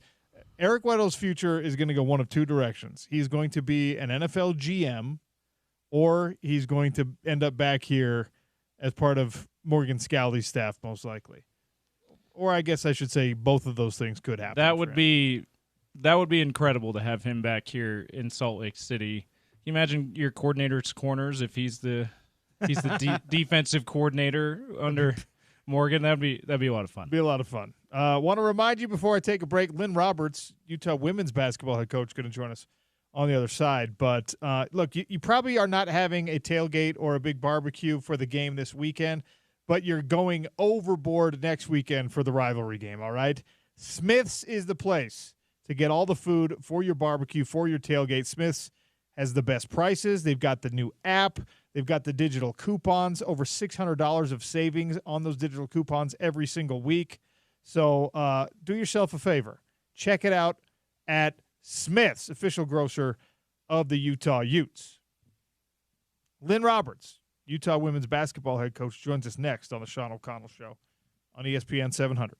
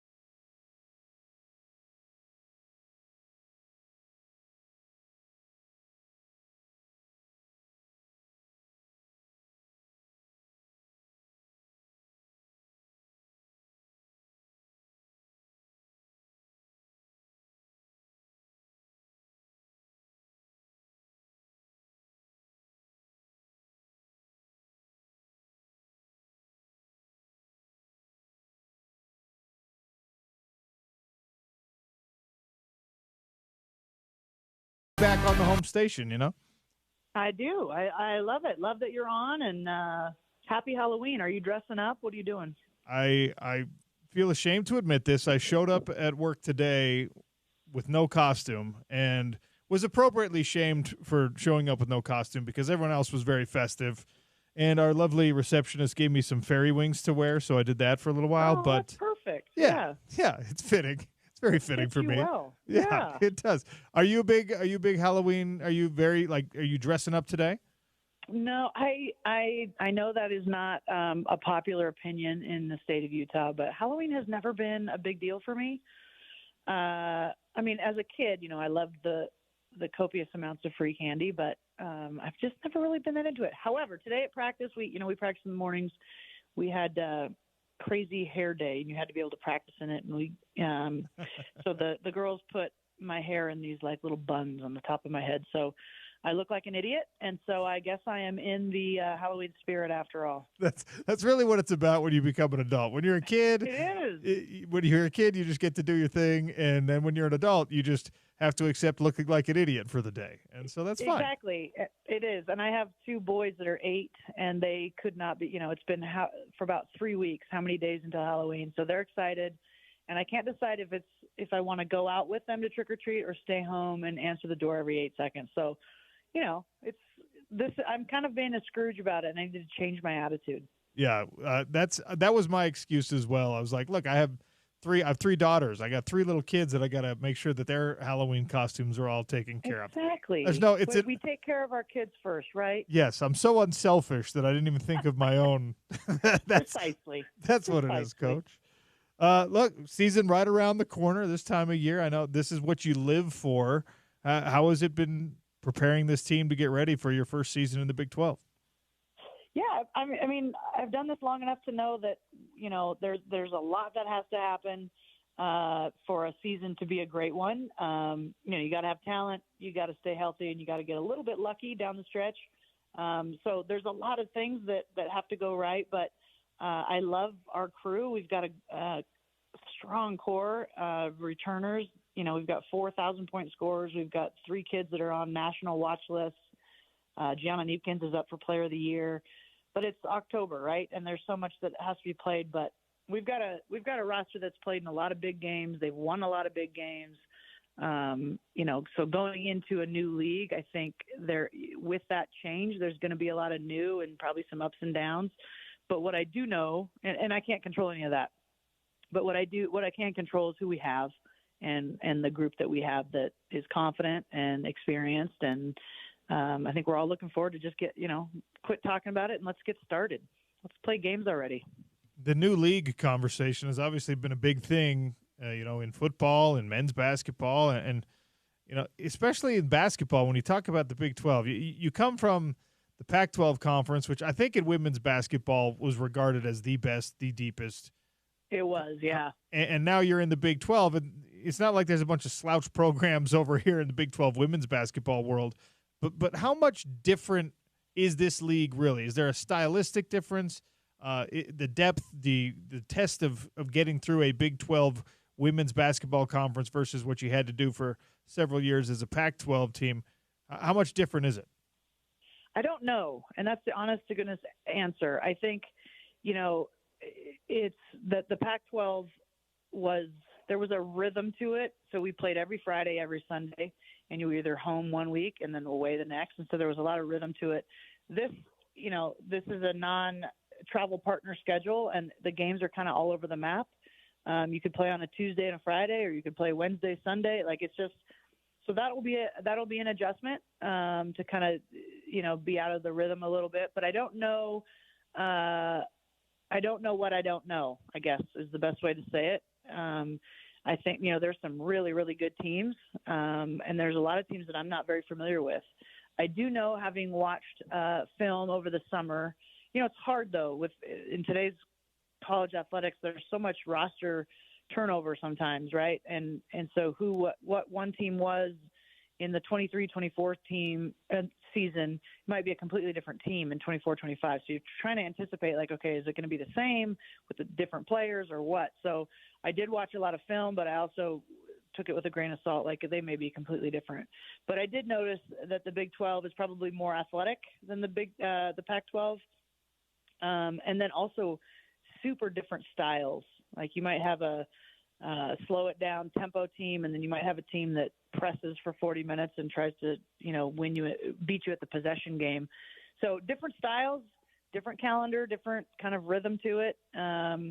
But, sometimes change can keep you sharp, and, it's definitely going to keep our staff sharp. But we have to, as coaches, we've got to do a good job of keeping it as normal and routine to our players as possible. But we'll probably be, pulling our hair out behind the scenes.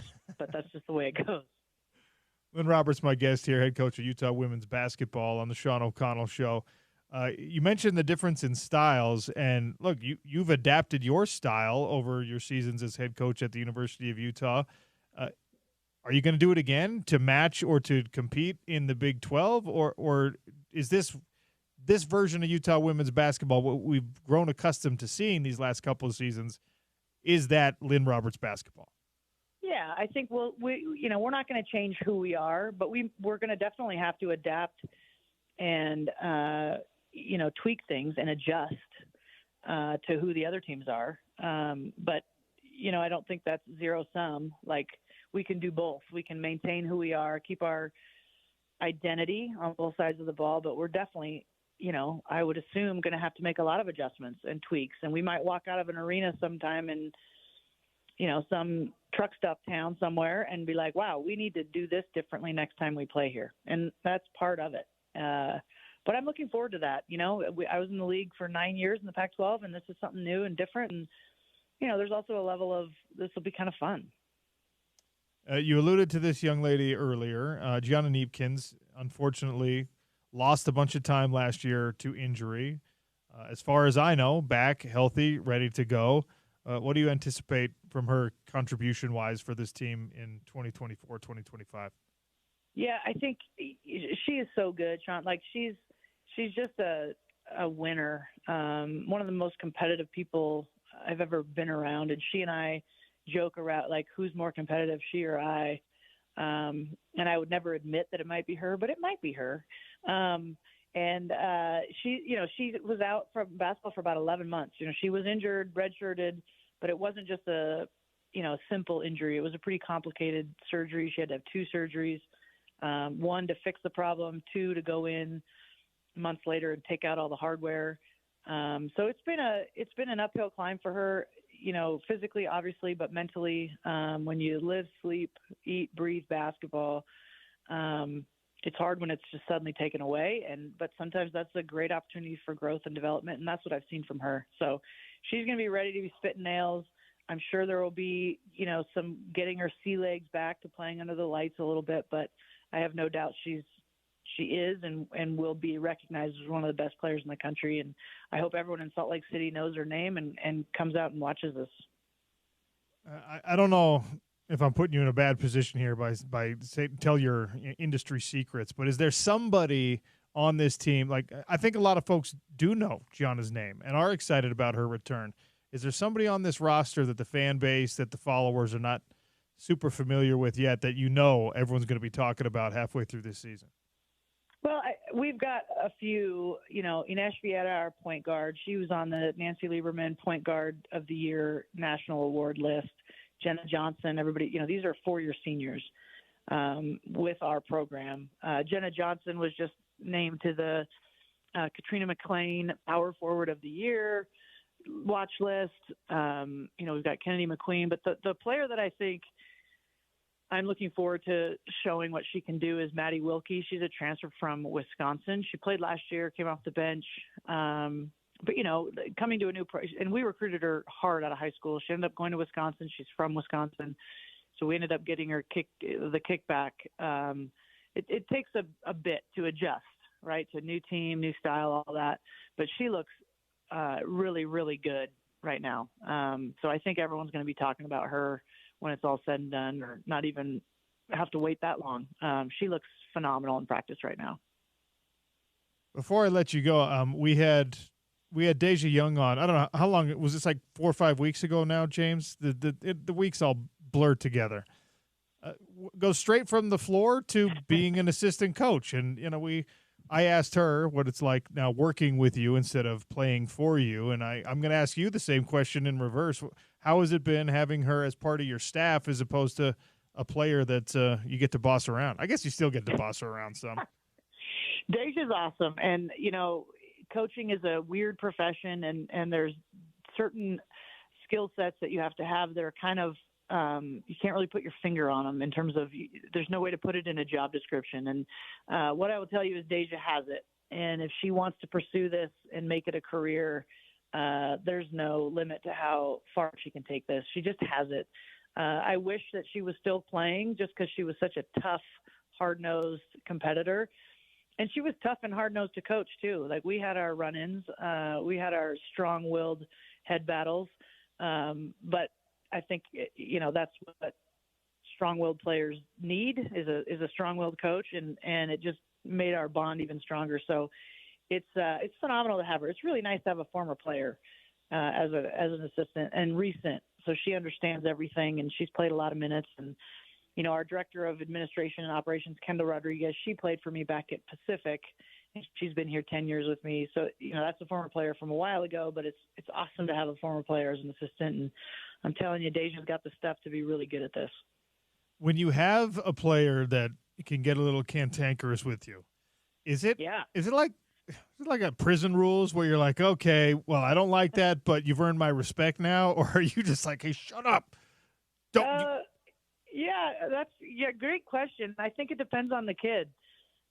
Deja was someone that, she was an emotional player, and that could be her biggest strength, and it could be a weakness. And, sometimes when you're dealing with emotional players, you have to let them come down a little bit before you address it. But I never let her get away with anything, but I would sometimes choose my timing on when to address it. But she was as competitive and strong-willed as they come, which it takes one to know one. I fear I might be the same mold. So it's a fine line. You got to know the player. Because it's just like parenting. Every kid's going to test you and see what the line is, and you got to know that kid to know how to respond to it. Well, as I've told you before, I now have 3 young ladies that live in my house that I've got to somehow mold into being players that you recruit someday. So you got to stick around for I think class of 2039 or something like that. Just make sure you're still there. You got it. No pressure. But, yeah, I'll do what I can. Coach, I always love talking to you. Appreciate your time today. Thank you very much. All right. Thanks for having me on. Happy Halloween. Happy Halloween, Lynn Roberts. Not wearing a costume. All right. I'm not the only one who showed up to work costumeless today. So it's either I now feel vindicated or also we got to throw a flag on Lynn Roberts. I don't know which one is more applicable. Utes Insiders. No, James, dang it. That was my bad, but I think I got to throw the flag. All right. Utes Insiders and Coaches brought to you by Metro Elevator, Utah's preferred vertical transportation experts. If you're having vertical transportation elevator issues, maybe at your workplace, maybe in the building you live in, either you make the call or tell your building manager to make the call. 801-946-7003. 801-946-7003 for Metro Elevator. All right. We've had a jam-packed show already today, so we haven't even gotten to the breaking news, to the big stories of the day. World Series champion was crowned last night. Utah Hockey Club back to the winning ways. We got a lot to digest over the next hour and 10-ish minutes. And I have a question as to why I saw one weird and seemingly historic. It feels like we're in the wrong era for me to have seen this particular Halloween costume so many times this morning at my daughter's school. So we'll talk about that in 3 minutes. It's the Sean O'Connell Show on ESPN 700.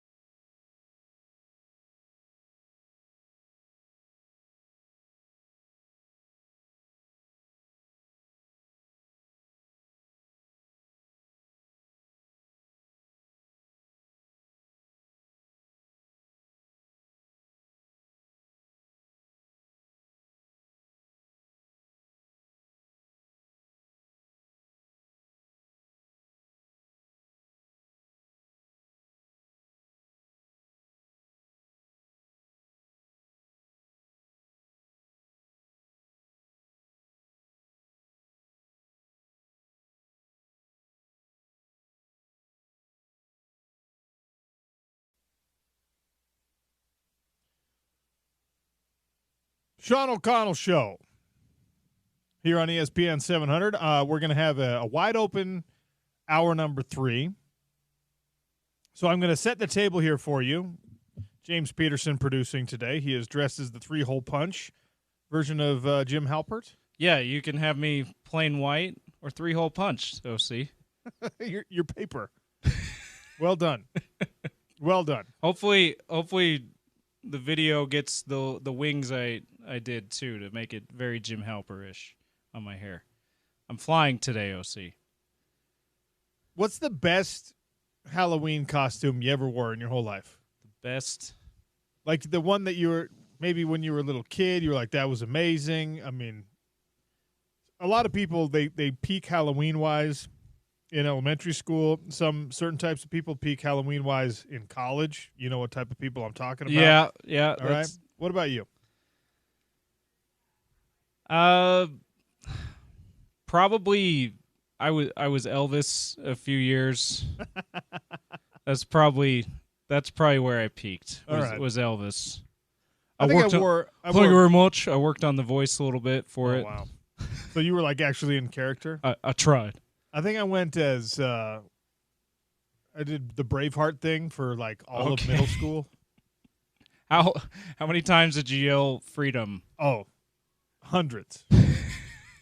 It's actually quite an easy costume. You just wear a kilt, and then you paint half your face blue. There you go. You're golden. And you yell freedom a lot. You yell freedom a lot.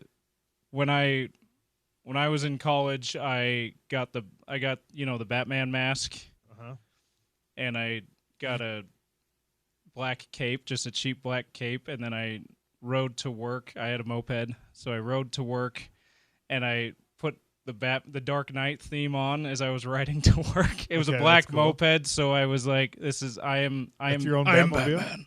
Yeah. Did you talk in your Christian Bale Batman voice? I did. All right. Do I look like a cop? Here's what I'm going to do. I'm going to set the table here. We're going to discuss all of these things as we begin hour number 3. First of all, it is Halloween, and this is a terrible radio show, so you're going to get the terrible radio show questions. You got to do this, all right? You're 9 years old. Okay. Close your eyes. You're 9 years old again. You're ringing a doorbell. You're about to shout trick or treat. You probably have a pillowcase as your candy bag, right? Because that's the pro tip, kids. Pillowcase, you get more candy. A lot more candy. And easy to carry. Yes. You can sling it over your back. Yes. Can't do that with the hard pumpkin. Just can't. No. The plastic pumpkin doesn't work that way. Less candy, harder to carry. All right, and this house that you show up at, instead of having the chocolate variety pack that all of us can find at our local food retailer, they've gone with the super sugary, the tart candies. So that mixed bag, you get to choose one. Are you going for the Blow Pop, the Laffy Taffy, the Airhead, or the Jolly Rancher? All right. The next house you go to, again, 9-year-old little James, they've got the mini-size candy bar variety pack. Reese's Peanut Butter Cups, Snickers, Kit Kats, Milky Ways. Which one you going for? You can only take one. They're one of those. They're like my parents were when you went trick-or-treating at our house. One. You can only take one. My favorite Leave was some for everyone else. You can only have one. My favorite were the ones that just have the sign that says "Please take one," but no one's guarding it. It's like, okay, I'm taking a handful. Yeah, I'm sorry. Like, you're not gonna hold me to one. Can I tell you what? This paper's not gonna keep me from taking more than one. One of the worst things about the neighborhood that I live in currently in the Avenues, it's all old people, right? Yeah. And we legitimately, the first year we lived there, we left a massive bowl of candy out with that sign. Take one. James, I have a Ring doorbell camera. Nobody came by. 0 people. Oh, no. So I just was left with the whole huge bowl of candy, and then I have to eat it.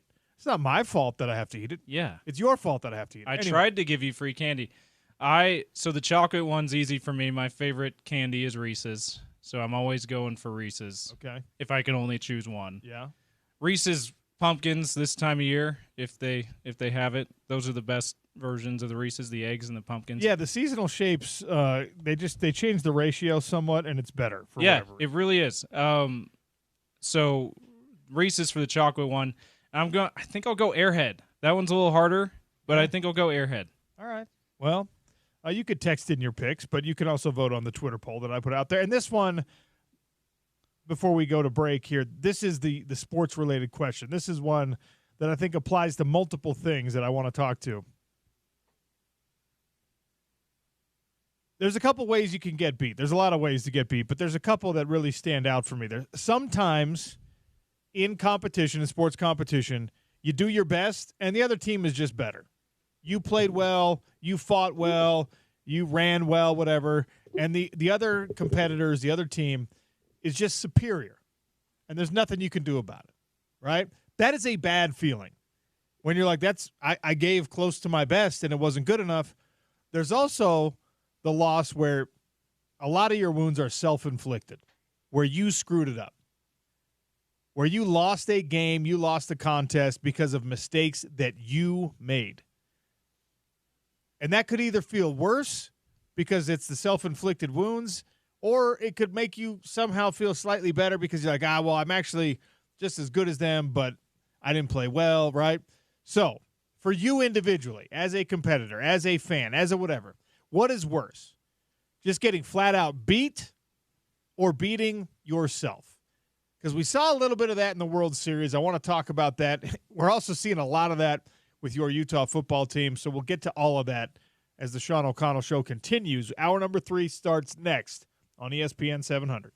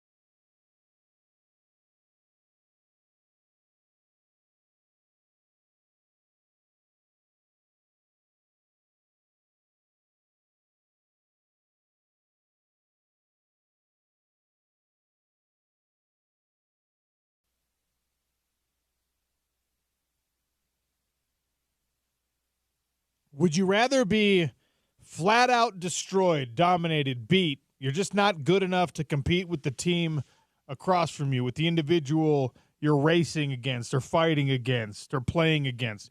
Or would you rather be able to come away from a loss and say, ugh, I beat myself there? I mean, look, they're both losses. They're both bad scenarios, but which feels worse? Beating yourself or just getting dominated? 877-353-0700. At Real OC Sports, I put that up as a poll question. James Peterson, I've given you some time to ponder it. What feels worse? I think messing up. I think making too many mistakes and losing. Because, yeah, getting beat sucks. But at least you didn't sabotage yourself, right? And I had a basketball coach, a high school basketball coach, who tried to drill that into us. He's like, we're going to get beat sometimes, but it's unacceptable to lose. And losing, the way he defined losing, was us making too many mental errors, too many mistakes, not executing well enough to win the game, and kind of sabotaging ourselves. Well, getting beat is the other team's just better than you that day. I think it's easier to live with that, as hard as that is to live with. This came to the front of my mind because, look, Utah football has had a lot of self-inflicted wounds this year, but also because of what we saw from the New York Yankees last night in the World Series. It wasn't that awesome. Just kidding. No, it was terrible. That fifth inning. The fifth inning, multiple errors. It was every run earned. Yeah, for the Dodgers was an unearned run. Yeah, you gave them 6 outs in the inning, effectively. So Garrett Cole has 0 unearned runs. He has 0 earned runs, but he gave up 5 because of those errors. He goes 6 2/3 innings with a 0 ERA, and yet he's only up 1 leaving the inning, and that put the Dodgers in position to complete the comeback later. That's terrible. So those self-inflicted wounds, especially if you're one of the people who committed the error, is going to be really, really hard to live with. Now, you extend that out to every sport you've ever seen, every sport you've ever watched, every sport you've ever played, and the question remains, hey, would I rather be able to tell myself, I beat myself, you're not better than me, I beat myself, or does it actually feel better to know, hey, I did my best and it just wasn't good enough today? I'm very torn on this one. Yeah. Because there's definitely times where the other way has felt better. But I think long term, and most of the time, I've found that I can live with myself a lot better when I know I did my best, and it just wasn't good enough. I think I'm the opposite. I think that I'm petty, where I'm just I made mistakes. I'm the reason I lost. It's not because of you. I don't want to give you the credit. I'm still better than you. I'm still better than you, but on that day, I didn't play to 100% of my capability, or I didn't perform to 100% of my capability, and that's why you were able to beat me. I think that's where I come out on this one. I think that it's better to say, self-inflicted, because also that is something you can address, presumably, right? I think that's why this theme that's going on with Utah football has been so troublesome and so problematic, where, again, I keep beating this to death. Your first loss, you look at it and you just say, you don't have who you're supposed to have at the starting quarterback position.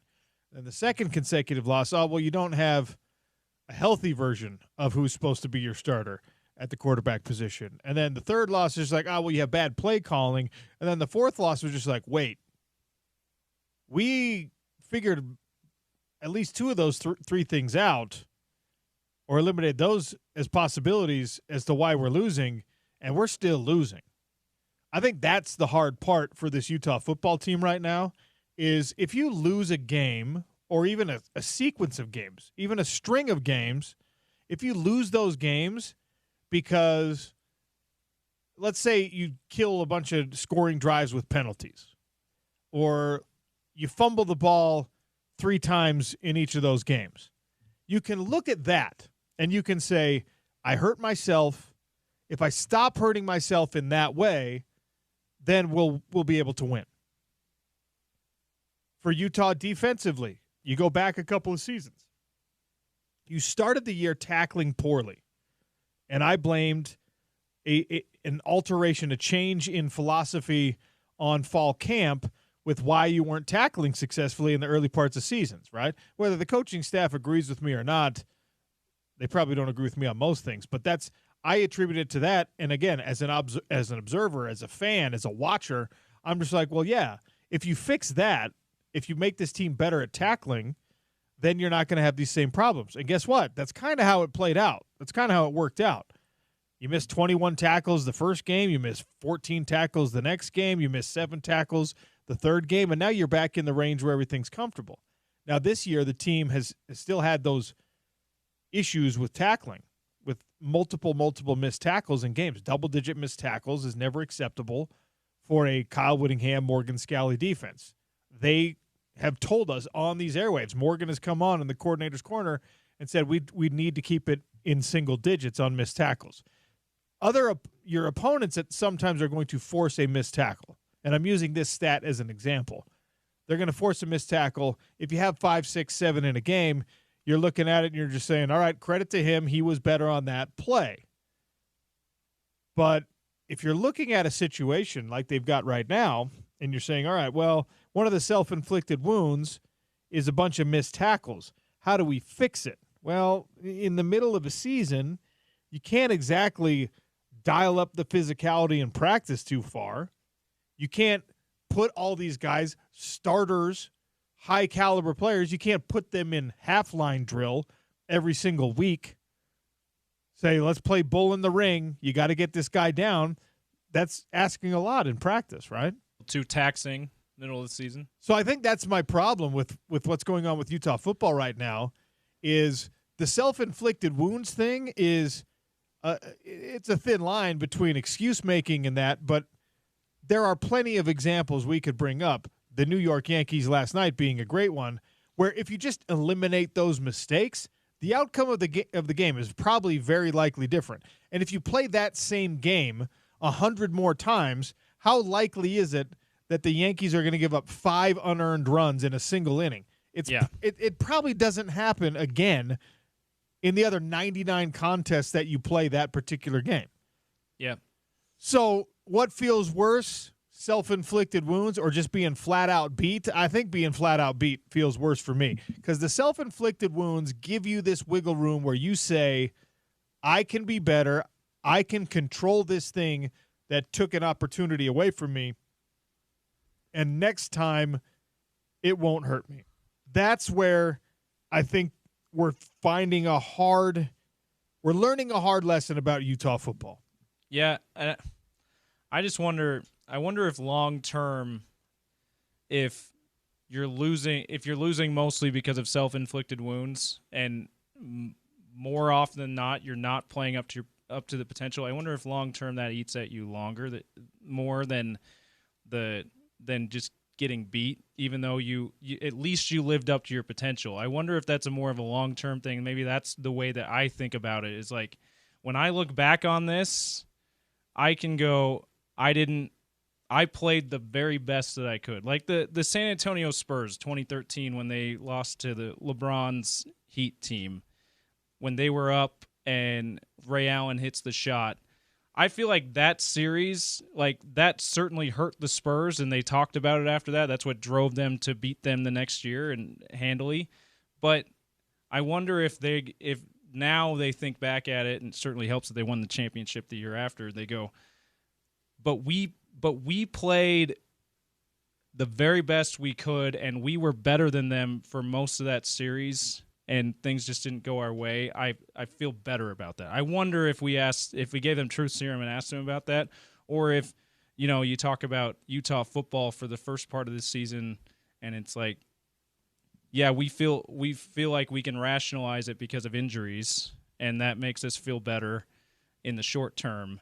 Yeah. I wonder which one long term makes you feel better. I tend to think it's the one where you are at least realizing your potential. Injuries are their own subcategory in this conversation. Yeah. That is problematic. Not really mistakes necessarily. Yeah, because it's like you said the right word. You can rationalize a loss or a lack of performance with injury pretty easily. We've done that now for 2 straight seasons for Utah, right?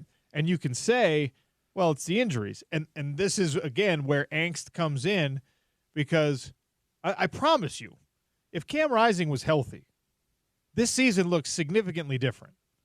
And even as I'm saying that, there are people screaming at their radios being like, why did you think he was going to be healthy? Why didn't you have a backup plan in case he wasn't healthy? Yeah. We've seen that he gets hurt. And it's something that is beyond your control.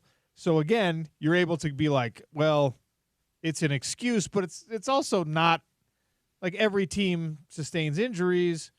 Every team should be given a little bit of wiggle room based on injury. And it's obviously super unpredictable. You can say Cam gets hurt every year, but you can't say Cam's going to be out for the season every year. Yeah, because he hasn't been out for the season every year. He's been a huge part of 2 of the best seasons.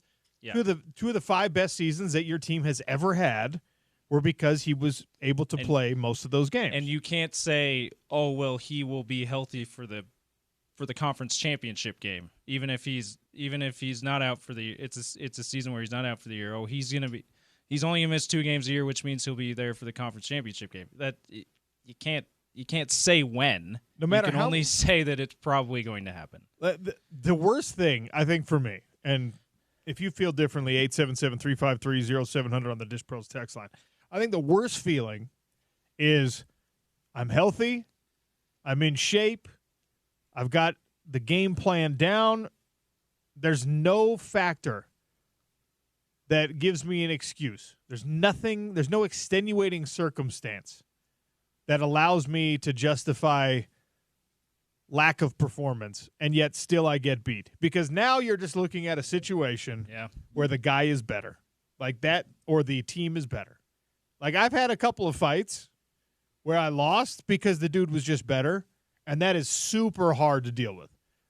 One of the most embarrassing losses of my entire career, I was like mentally checked out. I knew I wasn't going to fight well. I probably shouldn't have even walked in there. That fight doesn't eat at me nearly as much because I'm just like, well, if I fought that guy again and I was dialed in, I think I could beat him. The other one where I'm just like, well, he just smashed me. He just was better than me. I tried. Makes you feel a little small. It sucks, right? And I'm sure every athlete and every team are different in this respect. But I wish we could get Aaron Judge on today. Yeah. And be like, okay, what feels worse to you? Because he's been involved in all of it, right? He's been involved in games where he goes 3 of 4 from the plate with 7 RBI and hit a home run. And he didn't have a great series against the Dodgers. And last night, offensively, it looked like, oh, maybe there's a spark from him. Maybe he gets going again. But then the defensive issues. Yeah, as someone who was just rooting for the Dodgers because I didn't want the Yankees to win, I was nervous after seeing that home run by Aaron Judge. If they had won that game, I was a bit nervous for the rest of the series because John Smoltz was awesome on it on the TV broadcast. He said in games 3 and 4 or 4 and 5 especially, he said all it takes is one at bat. And if he can get locked in again from one great at bat, then this could be a whole different series for him personally and for the Yankees as a team. And then he jacks that homer out of the right field, and I'm like, okay, that might have been it. That might have been it. And then they're up 5-0, and I'm going, this is going to go back to L.A., and they may actually force a Game 7. That's what I was starting to think with that. And it is Aaron Judge is a great example because it's like individually he finally had a great game, and then defense and then tons of errors spoils the game for him. Yeah. So I don't know. I mean, I don't know how Boone feels. I don't know how Judge feels. I don't know how Giancarlo Stanton and Volpe and all those guys are feeling right now because you can look at it. The first 3 games, you're dealing with a lot of the opposite, right? Where it's just like the Dodgers are so locked in right now, it doesn't matter what I do. Yep. They are so good right now that even if I'm playing well, I mean, I'm sure the pitchers feel a little bit differently, but the Dodgers were just on a roll, right? And then in this game, in the clinching game for Los Angeles, the New York Yankees had it in their hands and they let it slip away. And when you feel like it's within your control and you did something wrong, as much as that hurts you, it might still be easier to process than like, well, they're just better than me. I don't know. Yeah, I could see that. And I know I said the other way initially, at least you played your best and that you can live with that more. And I do believe that for myself. But when you brought up your example from fighting, I'm like, yeah, I can think of times when I felt really small because no matter what I did, I just wasn't good enough. And so, and that's painful still. Those things are still painful still to this day. So it's a tough question for sure. It's not a lot of people feel like me. 86%. So they're on my end of things. Yeah, okay? 86% of the vote. Smart audience we have. Okay. 86% of the vote says that it feels worse to beat yourself. Yeah.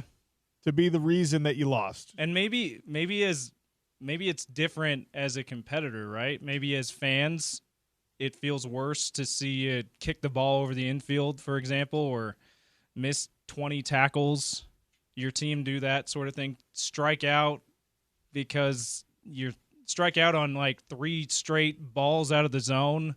You watch your favorite player do that. Maybe that feels worse as a fan. Well, maybe as a competitor, it feels better to be like, well, yeah, it just wasn't my day, and that's okay. Yeah, you bring up a great point. There might be some nuance here to where when you're a fan, everything's out of your control. Yeah. Whether the team's better than you or not, that's out of your control. So when they don't play well and preventable things happen, that seemingly preventable mistakes happen, it's like torturous maybe as a fan. Yeah. Well, if they play near perfectly and still lose, it's like, well, I still feel really good about the way they played. It just hurts that they lost. I don't know. Don't you love Perk's costume, by the way? He's full Batman on Kendrick Perkins on NBA is on Today. television right now wearing a Batman costume, and he's one of those guys that I've never met him in person, but he seems like he has an enormous head and face. Yes.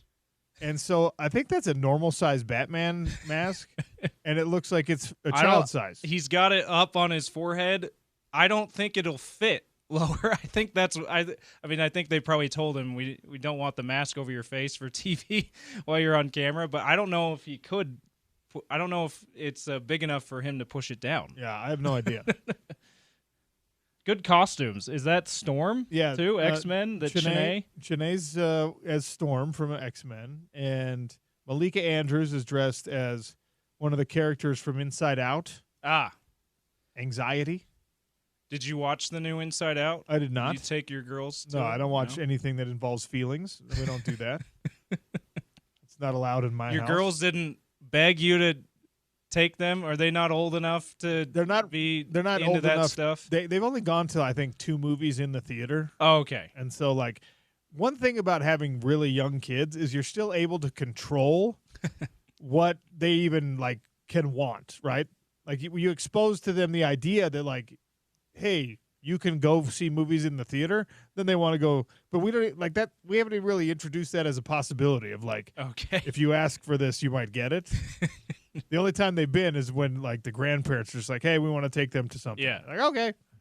And then we just lie to them and be like, yeah, you can only go when grandma says, you know, it's nice when they're really young. You can be incredibly manipulative with your children. Cut that up. Okay.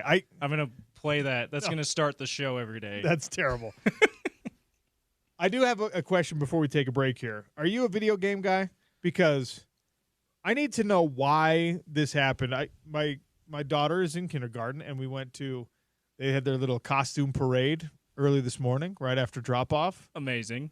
Cute. Yeah, it's wonderful, right? Like adorable. Elementary school kids Halloween. It's like the prime of life when you're doing Yes. Halloween as an elementary school kid. There were probably 30 costumes that were all the medieval plague doctor. Okay. That is not an appropriate costume for 2024 unless it's having plague doctors are having some kind of pop culture moment that I'm not aware of. Is there a cartoon that has a plague doctor? Is there a video game that has a plague doctor? They're creepy as hell. The plague masks. You know what I'm talking about? Yeah. They're scary. Yeah. I don't like it. I'm not. So the only video game that I play is 2K, NBA 2K. Okay.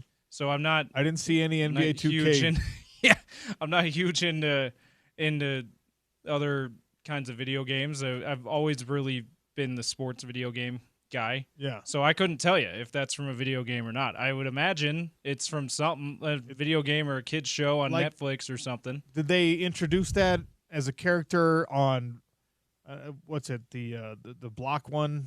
Minecraft. Minecraft. Is It's- there a it's plague doctor in possible. Minecraft?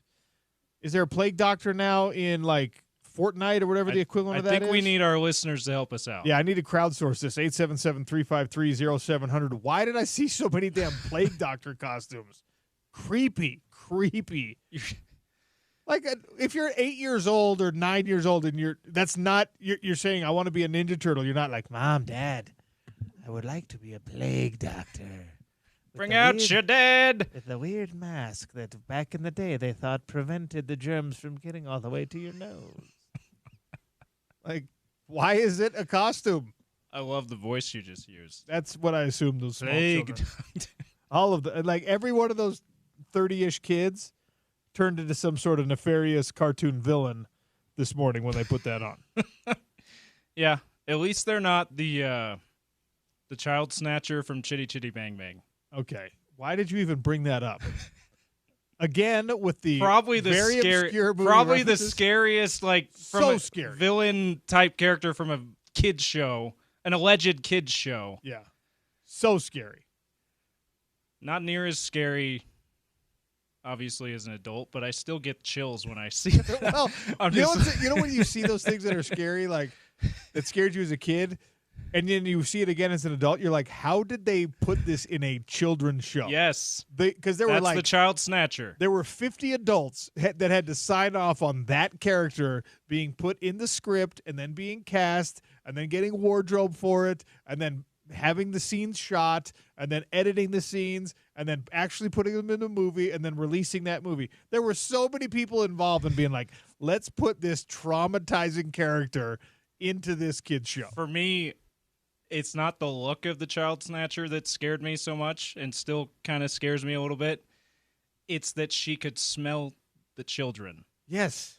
The sniffing and the I smell you. And I'm like, okay, well, Right. I'm done. Now, great. There are people, there are full-grown adults right now driving around being triggered by this, and the worst memories of their childhood are coming roaring back. That was me Please- sniffing like the child snatcher. Please Did you hear don't that? veer off the road as James brings up your childhood traumas, okay? All right, we'll talk a little World Series. Rob Bradford. Bradfo is going to join us from Baseball Isn't Boring on ESPN 700.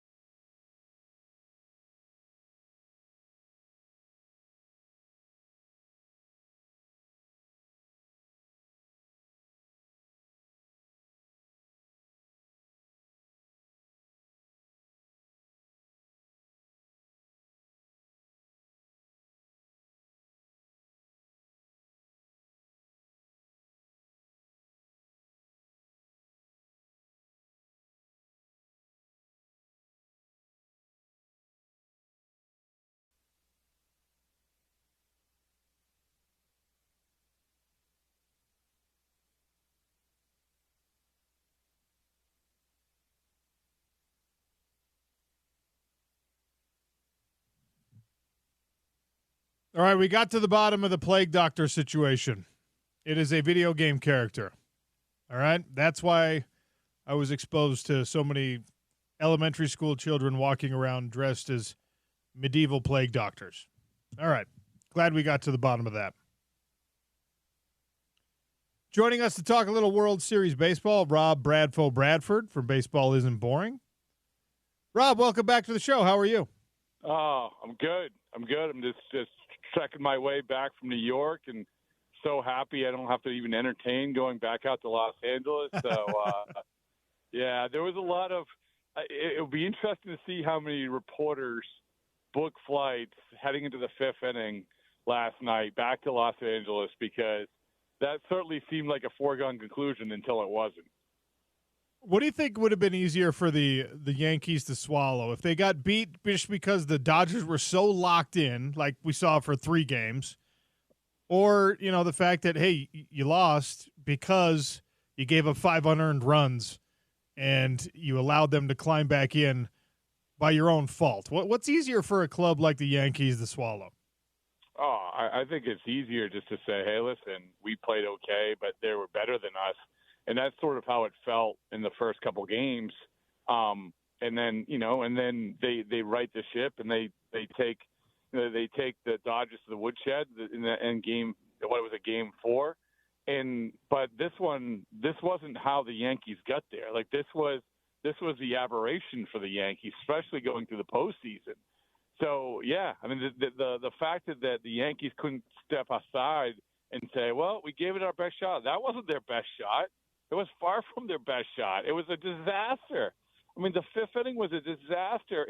And so to answer your question, I just think that this has to sting a little bit more, just because you just did not present a palatable version of yourself. How did that fifth inning happen? Like, seriously, I mean, when you watch it, and if you watch it back, can you say, okay, here's where the confidence evaporated. Here's where the communication broke down. Here's where you have a situation that every middle school baseball team knows the pitcher's got to cover first base, but the World Series Yankees don't get it figured out. I mean, how did that happen? Yeah, well, start with a Judge, drop, which is, disastrous. And then you're right. I mean, the Rizzo play, what's interesting is that, so where I'm sitting in the press box, I have the direct line to where that was hit. And you could tell that had a ton of spin on it. So I was sort of watching Rizzo, how he was handling it. And you could tell right away, he's thinking, and listen, he's a good first baseman. He's like, I got to be extra careful with this because this thing is spinning all over the place. But Garrett Cole doesn't see that. He just thinks that Rizzo's going to charge on in and then run to first base, and he's going to take care of business. So that's just a terrible job by Cole. And I think that Boone insinuated after the fact that, a lot was going on, that he was probably like fatigue was setting in. He probably didn't want to take the time if he didn't have to run over to first. All these things. I mean, they sound like excuses, but we're just trying to figure out, to your point, like, why did this happen? And because if it doesn't happen, we still have a World Series right now. But it did happen, and you got to give the Dodgers credit, because not only did they have those moments, but they, after the fact, after Mookie, they take advantage of it with Freeman and Hernandez. So you got to give them a lot of credit, and then being really, really resilient at the end of the game.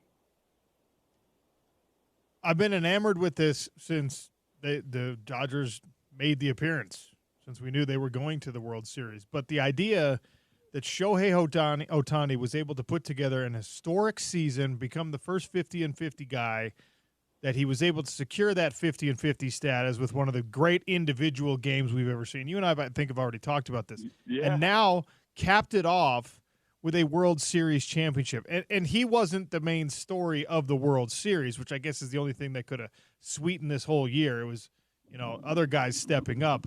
But the fact that all of this happened in 2024 is as legendary of a season as you could possibly put together. It is crazy because, we go back to, the last off season with the Shark Tank guy in the plane. Everyone thinks that that's Ohtani going to Toronto. You have all that chaos. Then we have the chaos of his translator, of the gambling scandal. And then through all of it, Ohtani has this historic year, new team, new contract. It doesn't make a difference. He's still going to be the best player in baseball, while he also, as we all forget, by the way, he also pitches. He has this bad elbow. And then you get to the point where we finally get him in the postseason. I think we talked about this, how great it is that he was in the postseason, and he had such great moments until he had that shoulder thing. And then you see him at the end, like he just didn't look like the same guy. Like every swing he was pulling off. I thought he was favoring that shoulder, and rightfully so. I mean, that's a significant injury. But, he did just enough. He got on base just enough to keep them honest. And I'm glad you brought it up. I mean, I think that the whole Ohtani thing was awesome. It was awesome to see, because what have we been saying about Mike Trout and other great players? Wouldn't it be great to see them on the biggest stage? Well, we get a chance to see Ohtani on the biggest stage. And to cap things off, I took a video of him popping a cork last night. I'm like, he does that even better than everybody else. It was like seamless. I'm like, how I know that they've done the champagne thing before, but man, like I could do that 50 times and not do it as seamless as he did it. So he just does everything really, really well. And next year, once again, he'll be pitching really, really well. Rob Bradford, my guest here, talking World Series baseball. The Dodgers clinched last night. They are world champions yet again. Rob works for Baseball Isn't Boring, and so does our very own Alonzo Serignani. He hosts the West Coast Bias pod presented by Baseball Isn't Boring. Great stuff. We love Alonzo, yep. And he's loving life right now as a Dodger fan. So I'm not even going to call him today, because I won't be talking to like the best version of Alonzo. I know that after his celebration, but good for him. When his team wins, he should enjoy it. You alluded to this. You're going to get more out of Ohtani next year because he's going to be back in the pitching rotation. And we saw this at the very end of the broadcast, where they were like, "Yeah, the Dodgers won, and guess what? I think they're going to be better next year." Do you buy that? Is this Dodgers team going to be even better next year? Yeah, I mean, we never know, but I think they have all signs are. I was going to say they have the potential, but really they have more than the potential. All signs point to them being better, because it is crazy that we look at what the Dodgers were supposed to be. And I was talking with a Dodgers executive before the game about, hey, what was your rotation leading into the year supposed to be? And you had Kershaw, and you had Glasnow, and you had Bobby Miller, and you had Gavin Stone, and maybe somewhere along the lines you had Dustin May. Well, you didn't have any of those guys. Like, you didn't have any of them, and you still won the World Series. So, and by the way, you're going to have a much better version of Yamamoto, I think. You saw that at the very, very end. And I just think that they're going to be better pitching-wise.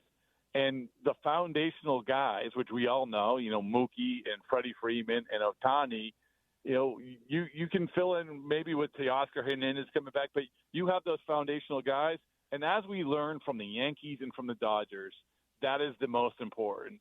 The certainty of stardom at the top of the order, so that you can't pitch around guys, and they're just going to get the job done. And that's what the Dodgers will have for years upon years upon years. How should we be talking about Dave Roberts and where he ranks amongst all baseball managers? You win two World Series, you're in the Hall of Fame, like a conversation. You just are. Like Terry Francona, I look at him. He won in 2004. He won in 2007. He managed like crazy, in that World Series against the Cubs. It was so impressive. So he's in the conversation. So Dave Roberts, even though you have that World Series in 2020, it is what it is. And by the way, he wins a lot. And I know that everyone was saying, well, if the Dodgers get bumped, that Dave Roberts is going to be on the hot seat. Well, they weren't bumped.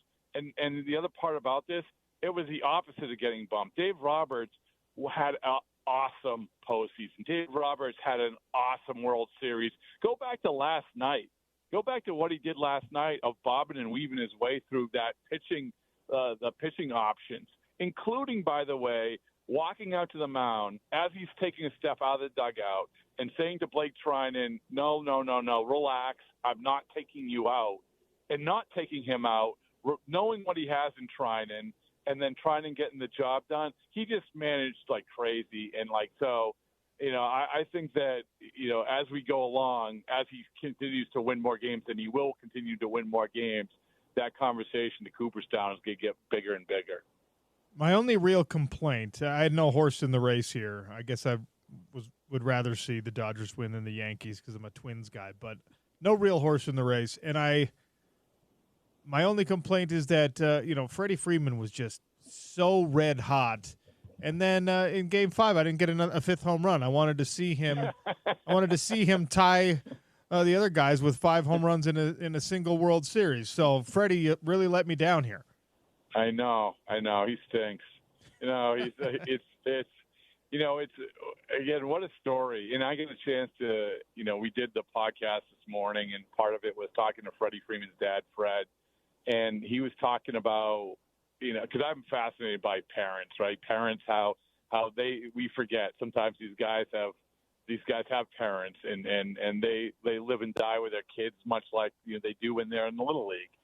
And Fred Freeman was saying how he would be driving his son to the park to get treatment, and how just awkward it was and silent it was, and how gross his ankle was and everything else. And then finally, obviously, get to a point where he turns to his dad, is like, Dad, I think I found my swing. I think I'm locked in. And science would suggest that he was absolutely right. I mean, he was awesome. But it comes back to this also, Sean, is that you have Freddie Freeman, you have these guys at the top of the order, and why Ohtani wasn't the guy, well, it didn't matter. You had Freddie Freeman, and when Freddie Freeman wasn't the guy, well, it didn't matter. You had Shohei Ohtani. In the middle of them all was a pretty good Mookie Betts. We talked about this before. Freddie Freeman is a Brave, legacy-wise. But he just won a World Series MVP as a Dodger. So, I mean, does it change his status in the history of baseball when you talk about, the uniform he wore? No, because, it's like Mookie, right? Like, for those first few years he left Boston, it was, Mookie's a Red Sox, and he's just going to the Dodgers. And then one year comes, and another year comes, and another year comes. Next thing you know, Freddie Freeman is playing as many years as a Dodger as he is as a Brave. And I haven't done the math, and I know Freddie Freeman's a little bit older, but if Freddie Freeman continues to do what he's done in a Dodgers uniform and even wins another World Series, it's going to be hard to even remember that he played for the Braves. That's unfortunate, because you're right. I mean, he was all Brave, but that's just how this works. And especially when it comes to World Series, when you win World Series, multiple World Series, that's the uniform that people remember. And especially when you win World Series MVP, because you have the lasting image of standing on that podium in that Dodgers uniform. When are you going to have Gronk's buddy who tried to rip that ball out of Never. Mookie's? Never. What the bleep was that? Yeah, never. Yeah, it was.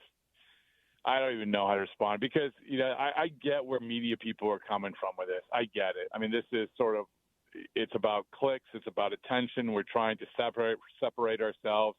And certainly, if you get the opportunity to get this guy who was in the focal point with the mystery man or the mystery men, and I'll include the guy bizarrely that had the sliding mitt on, right next to him. Like, you get him on, and everyone says, yeah, like, this is great. But at the heart of it, we can't forget that it was just a stupid thing, really. Like, it was stupid, man. Like, it was. You're grabbing. So you're grabbing the ball. Okay, it's one thing to grab the ball out of the mitt, but the other guy to basically take his arm. The guy's going into the stands, and you're tugging at his limbs. Tell me the last time you saw that in a baseball game.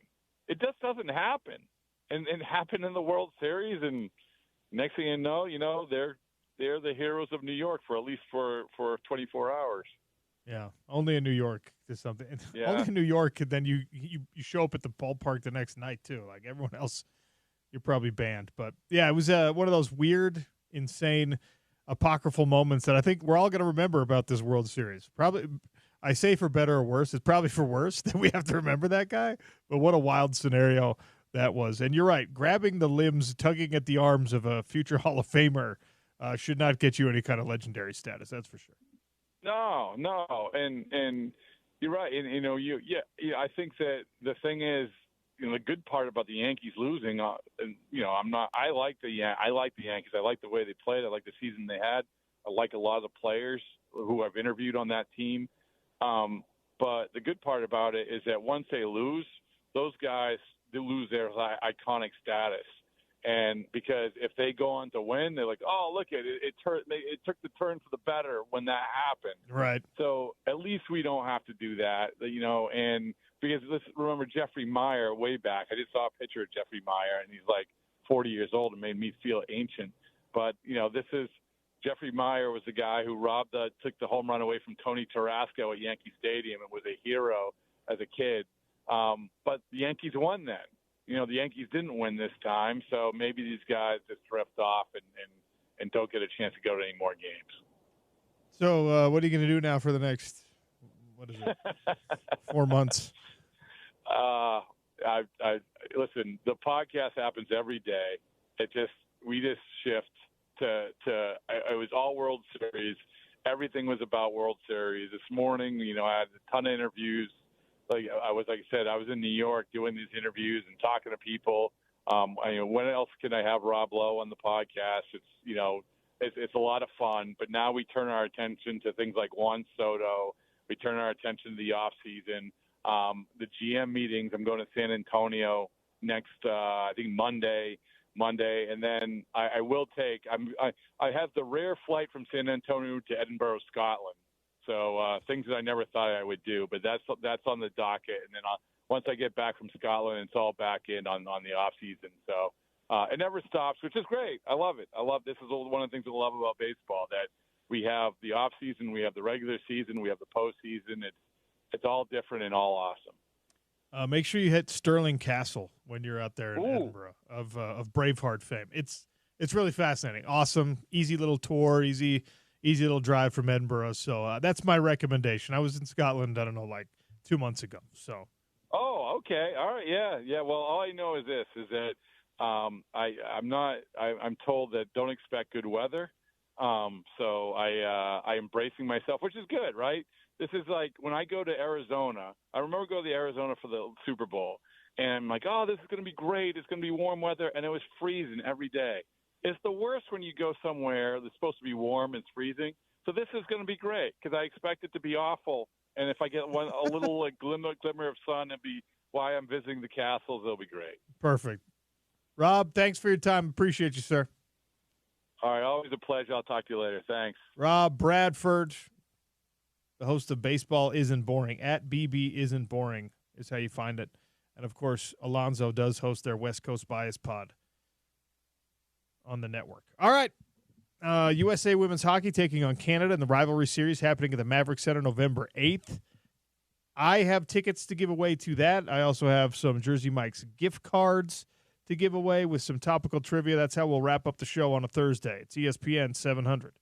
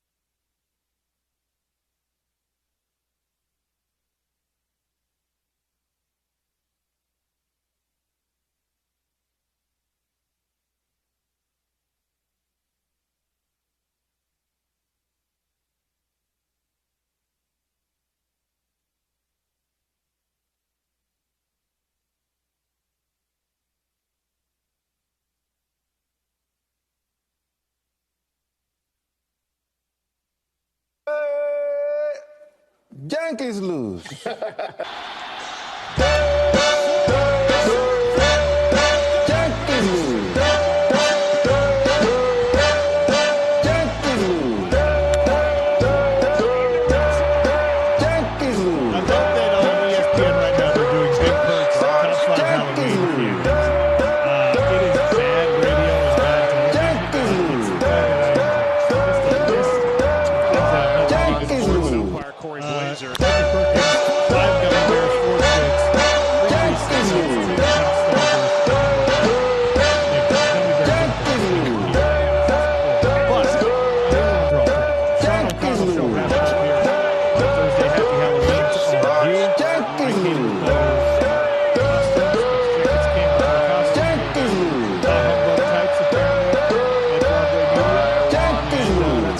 Before we get to Crosstalk with Spence, 877-353-0700.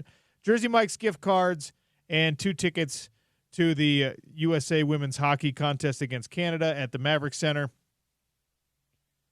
Garrett Cole gave up how many earned runs to the Dodgers in the deciding game? How many earned runs given up by Garrett Cole? 877-353-0700 on the Dish Pros text line. Spence Checketts? I just want to know what Spence thought about it, the bumper music.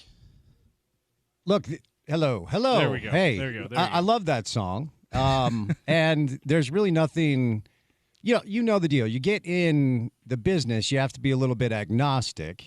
And sometimes I'm not great at it. I want to see the Utes do well. I want to see the Knicks and the Jazz win. The Jets are an embarrassment. The Yankees are the one team I've cheered for my whole life that actually has given me some excitement. It's been, 15 years now since a World Series championship? But look, both Game 1 and Game 5 gift wrapped to the Yankees. And I can't, maybe it was Rosenthal. I read a piece on The Athletic yesterday prior to the game.